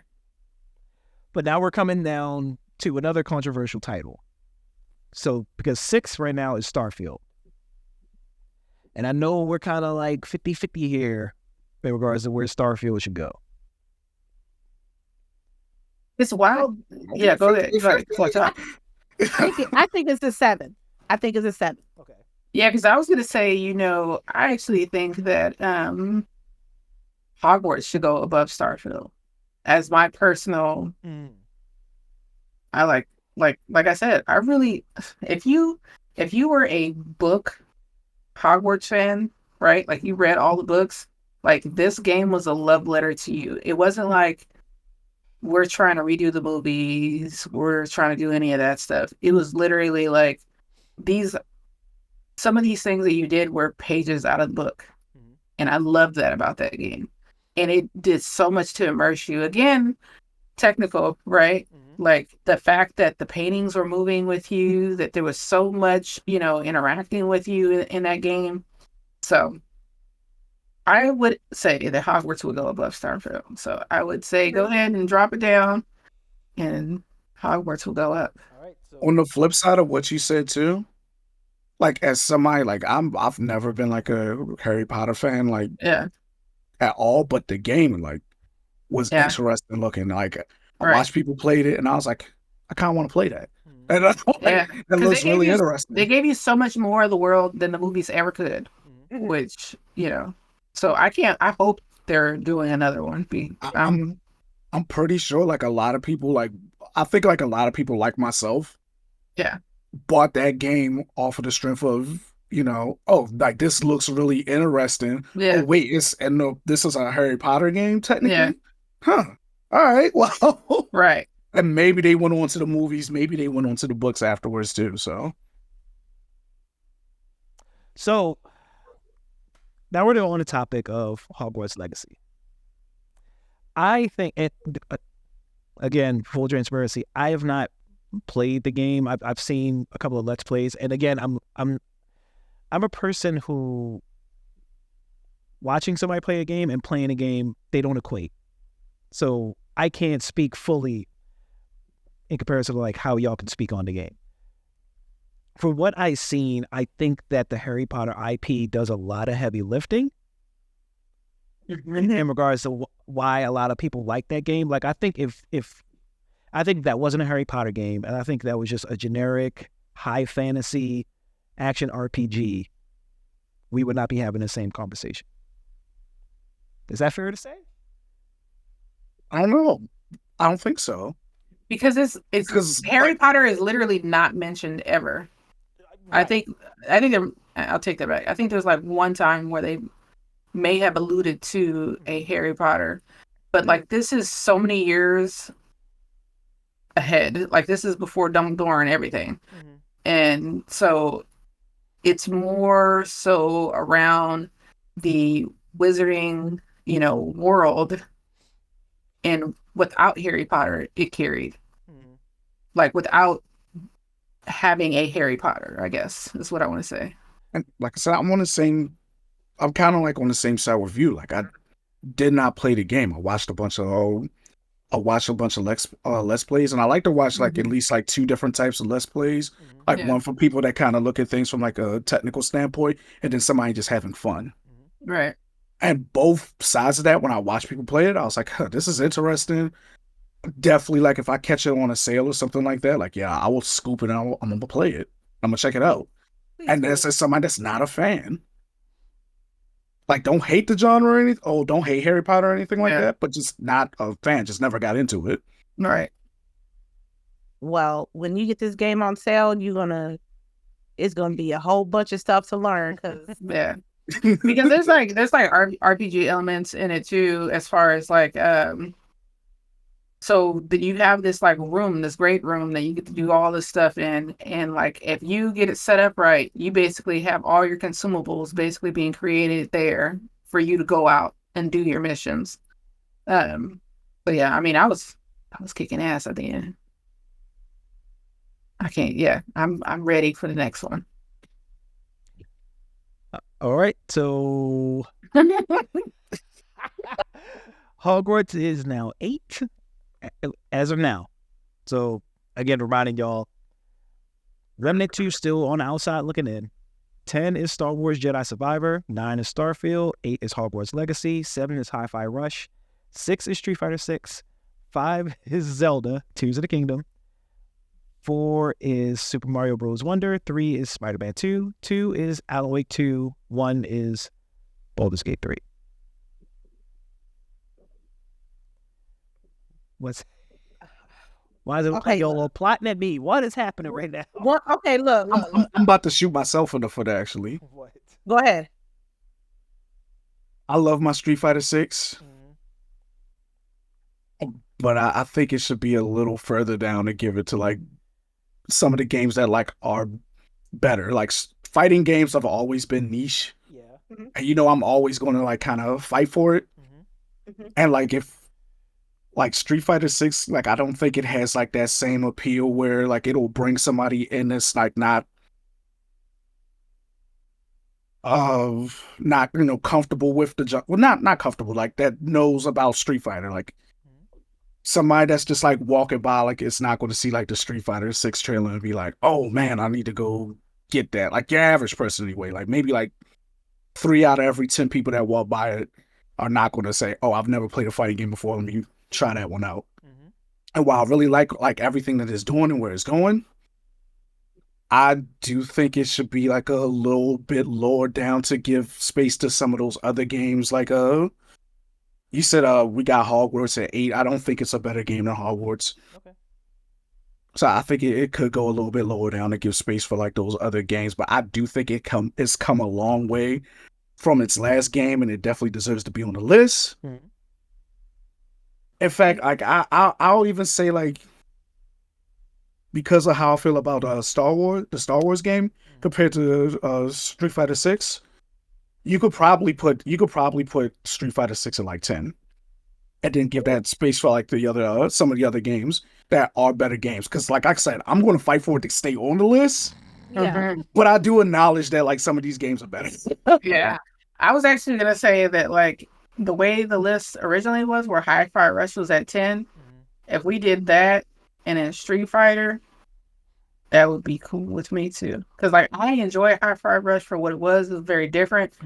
But it wasn't like, it didn't take hours and hours out of my gameplay this year. You know what I mean? It didn't like make me want to replay it or anything like that. So it deserves to be there, but I don't think it deserves to be real high. I think where it was originally is where it needed to be. Yeah, I think we're all saying the same thing, that we think Hi-Fi Rush and Street Fighter should be down there. I think they're just sneaking up because we're bumping things down. Mm-hmm. So how about we all agree? Do we agree that Hi-Fi Rush maybe should be locked at 10? Street Fighter 6 should be locked at 9? Yes. Be cool with that. Sure. Say less. All right, we did it, guys. Hi-Fi Rush is at 10. Street Fighter 6 is at 9. Remnant 2 is still outside looking in. Are we? That's all right. It's okay. It's all right. Right. Remnant 2 is just going to get you out of here. So right now, Okay.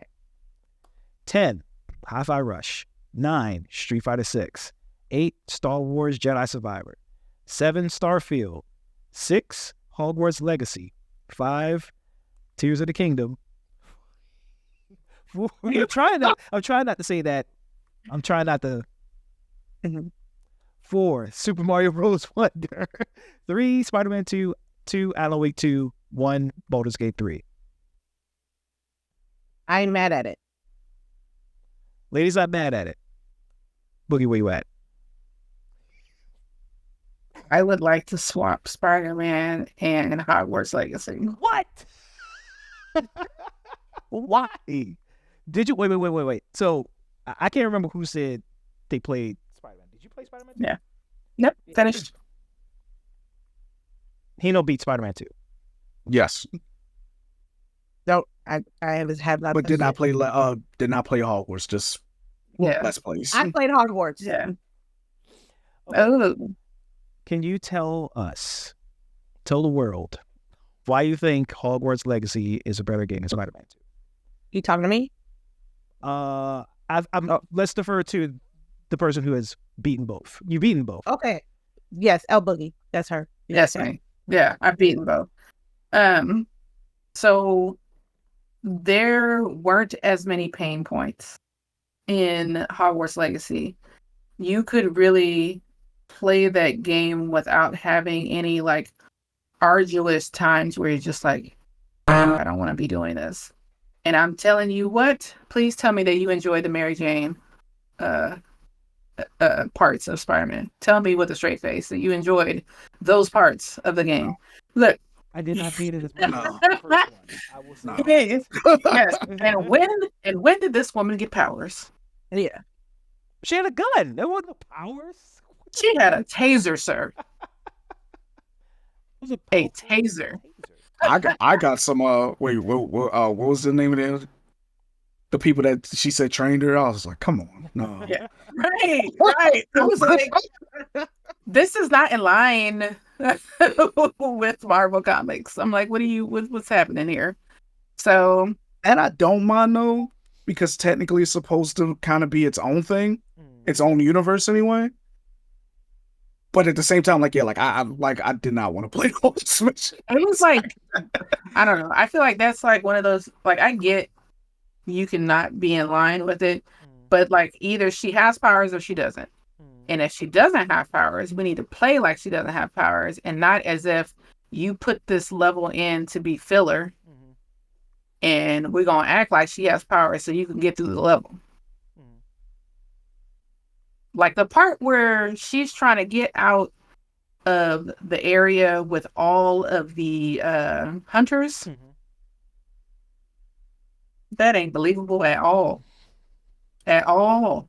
At all, at all. These people flew in from another country with years of combat training. They're not getting by this redhead. I'm like, why am I clicking Spidey sense? And she really, it's talking about listen harder. She listening? That's what happened. So you are not Joel, ma'am. You did not listen.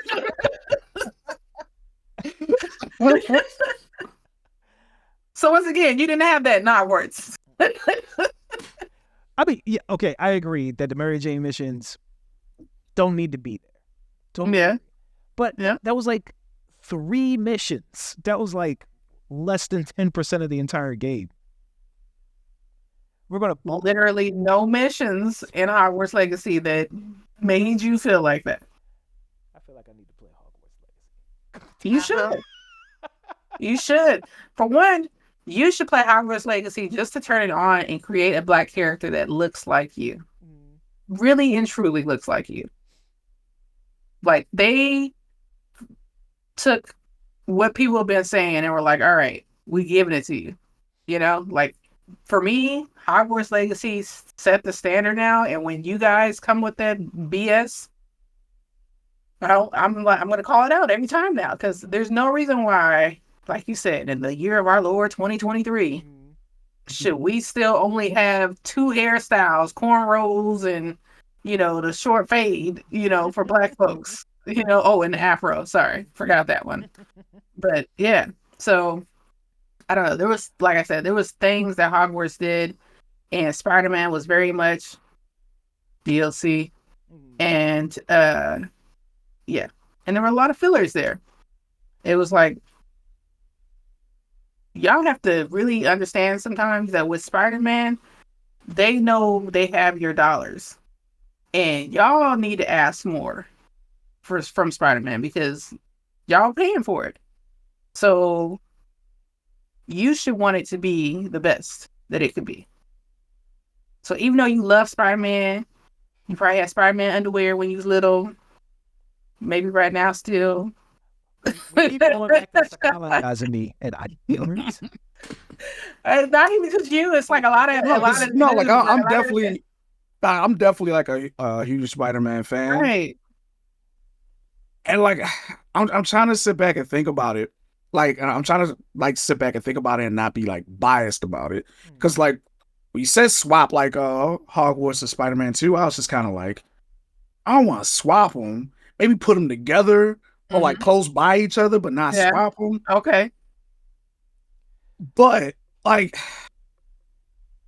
I'm trying to think back to like my playthrough of it, and like I said, I remember having fun. I remember losing hours on it, but I'm pretty sure like a Hogwarts fan will be saying the same thing. Like I sat down, played it, and you're saying like there was no missions at all in Hogwarts that were just like, do I have to do this? There was nothing in there at all like that. No fetch quests, no repeated enemies. Well, I won't say that there's no fetch quests, but there's lots of puzzles in Hogwarts Legacy. Like, there's lots of missions that you'll go on, and not only do you have to fight people, but you have to solve a puzzle to get to the area to fight people, or you have to solve the puzzle to get something to be able to fight people. It's never just like some of the fights like puzzles in itself too, or right. Like you have to do it a certain way. Like, and then there'll be certain times, almost like how you play in a Souls game, where there's certain combinations you have during the fight that you have to be able to execute, and you have to execute it right, just the exact way, or that's it. So I don't know. And lady, you played Hogwarts. You tell me, because I don't know. Am I exaggerating? Were there like quests or, parts in the game where you're just like, ugh, we're doing this again? It's the thing about Hogwarts Legacy is the world is so big. Mm-hmm. And each neighborhood in that world map have a different set of problems pertaining to that town / village / campsite. Yes, was I the biggest fan of the puzzles? No. But, a quick Google search and I'll take care of it. But as far as like reoccurring missions, like I need to go get like a couple of spells or multiple towns, like same mission but different towns. No, I have not dealt with that. So, hi, and this is me like thinking about back on Spider-Man 2, because like the map was almost double the size of like what we got before, and there was different things in different areas that you could do. But I'm trying to remember, like, as I was swinging by, did I know I was in Harlem when I was swinging through Harlem? Right. Like, did I know like I was like in Manhattan or the Bronx or Queens, like when I was swinging through? Mm-hmm. And like I said, I'm trying to think of it, champ. Like, It's tagging you in. He's tagging you in. No, I'm saying like, do you remember anything like that? Like when we were I think playing the game, like there is because like, when I'm thinking about it, I'm trying not to be biased, and maybe that's also making me forget some of the stuff. Well, so like I don't know. I do think there's different missions in different areas. I am not to a certain point anyway. I'm not the biggest Spider-Man fan. I'm not a fan of the game because I'm a fan of the IP. I do think that game is just a really good game. Like, I've played bad Spider-Man games, and I'm willing to admit those games are bad.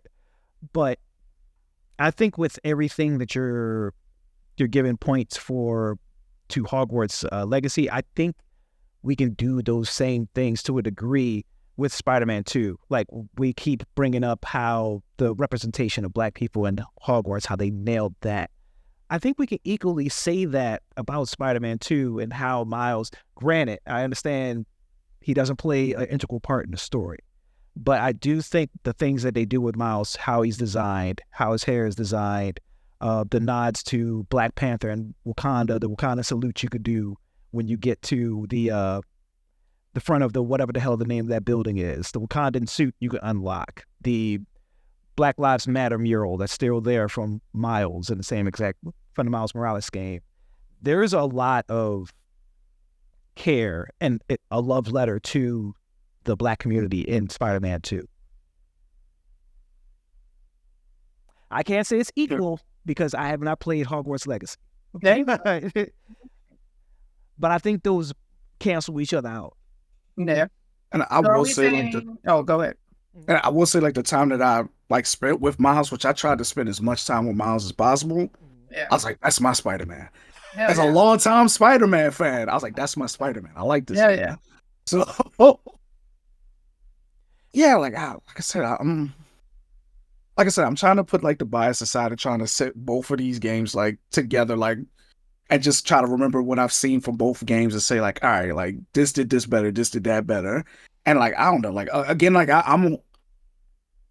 I'm fully for putting them together on a list somewhere where they could be interchangeable. Yeah.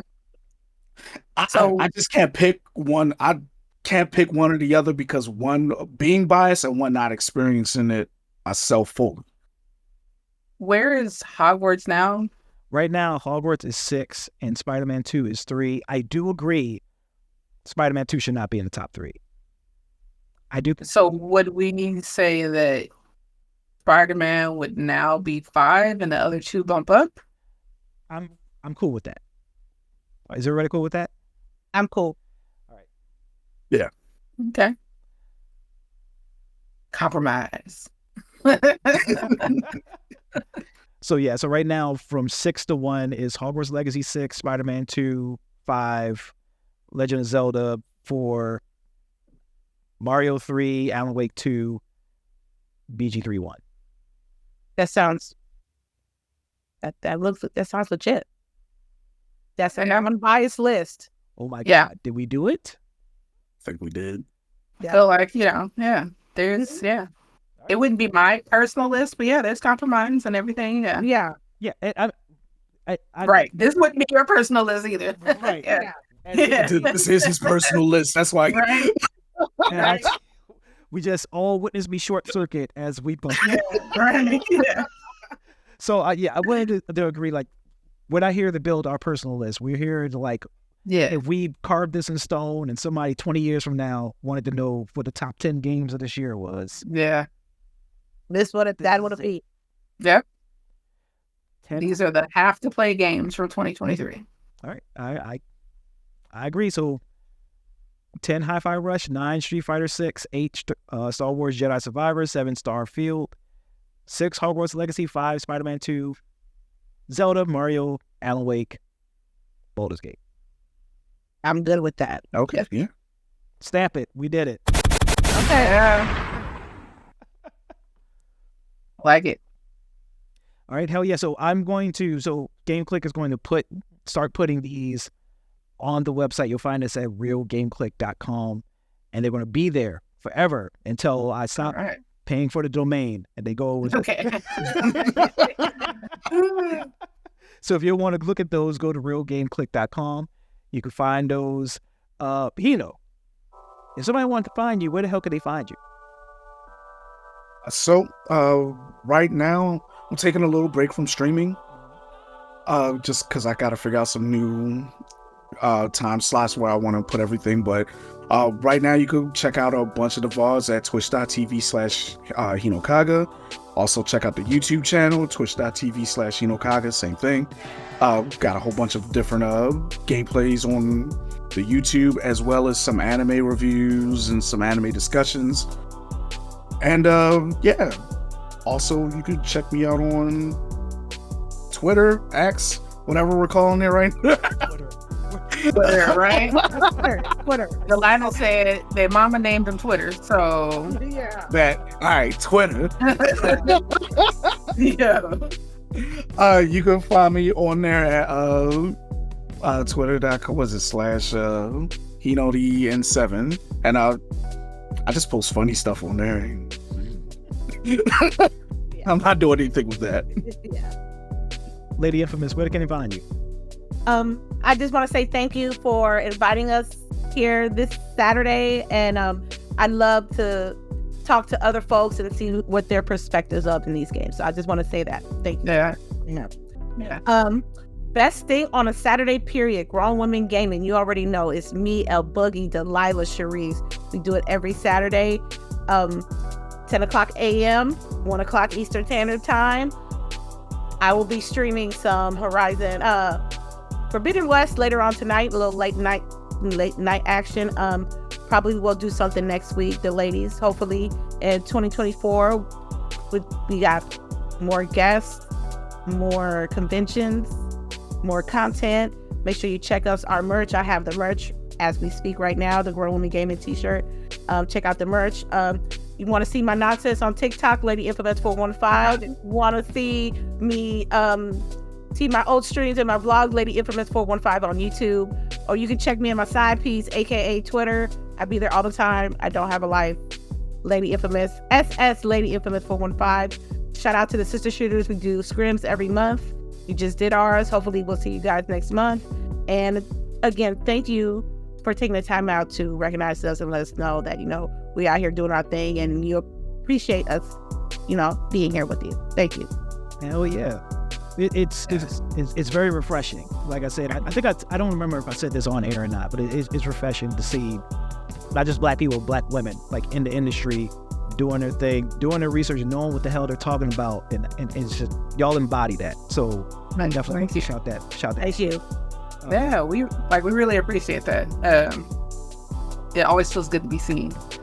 So we appreciate y'all inviting us out over. We have to get you guys over for us to come on to GWG. Lady pretty much gave all the promos for GWG, so I won't repeat those. You could also join our Discord where we share tons of our food. I cook all the time, so if you want to see that type of content, it's usually in our Discord or on Instagram. And yeah, we're just 4 ladies that like to play games, been playing games for years, and we talk about it every Saturday. So thanks, appreciate it. Catch us there, catch me on Twitter too. But yeah, I guess until it implodes, Yeah.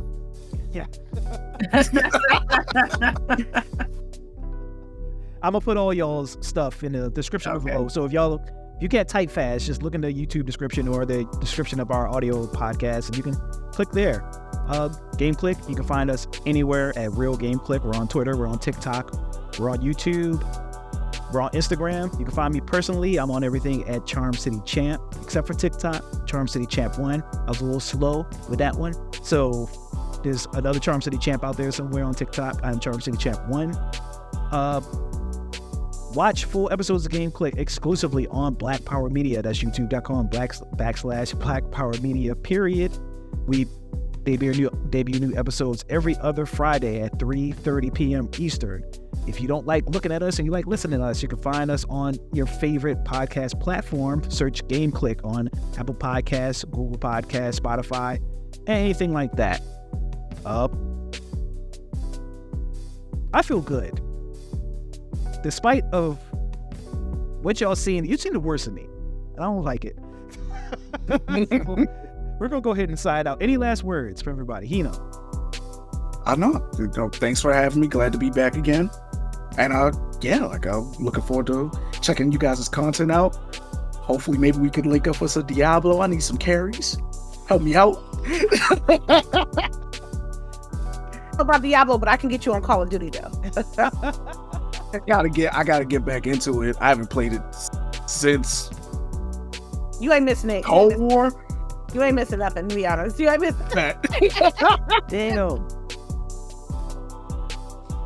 It's just like a new sandbox, really. Like every new iteration. Yeah. All right, y'all. Well, thanks again for joining us. Again, join us next time. Be good, stay good. We're out.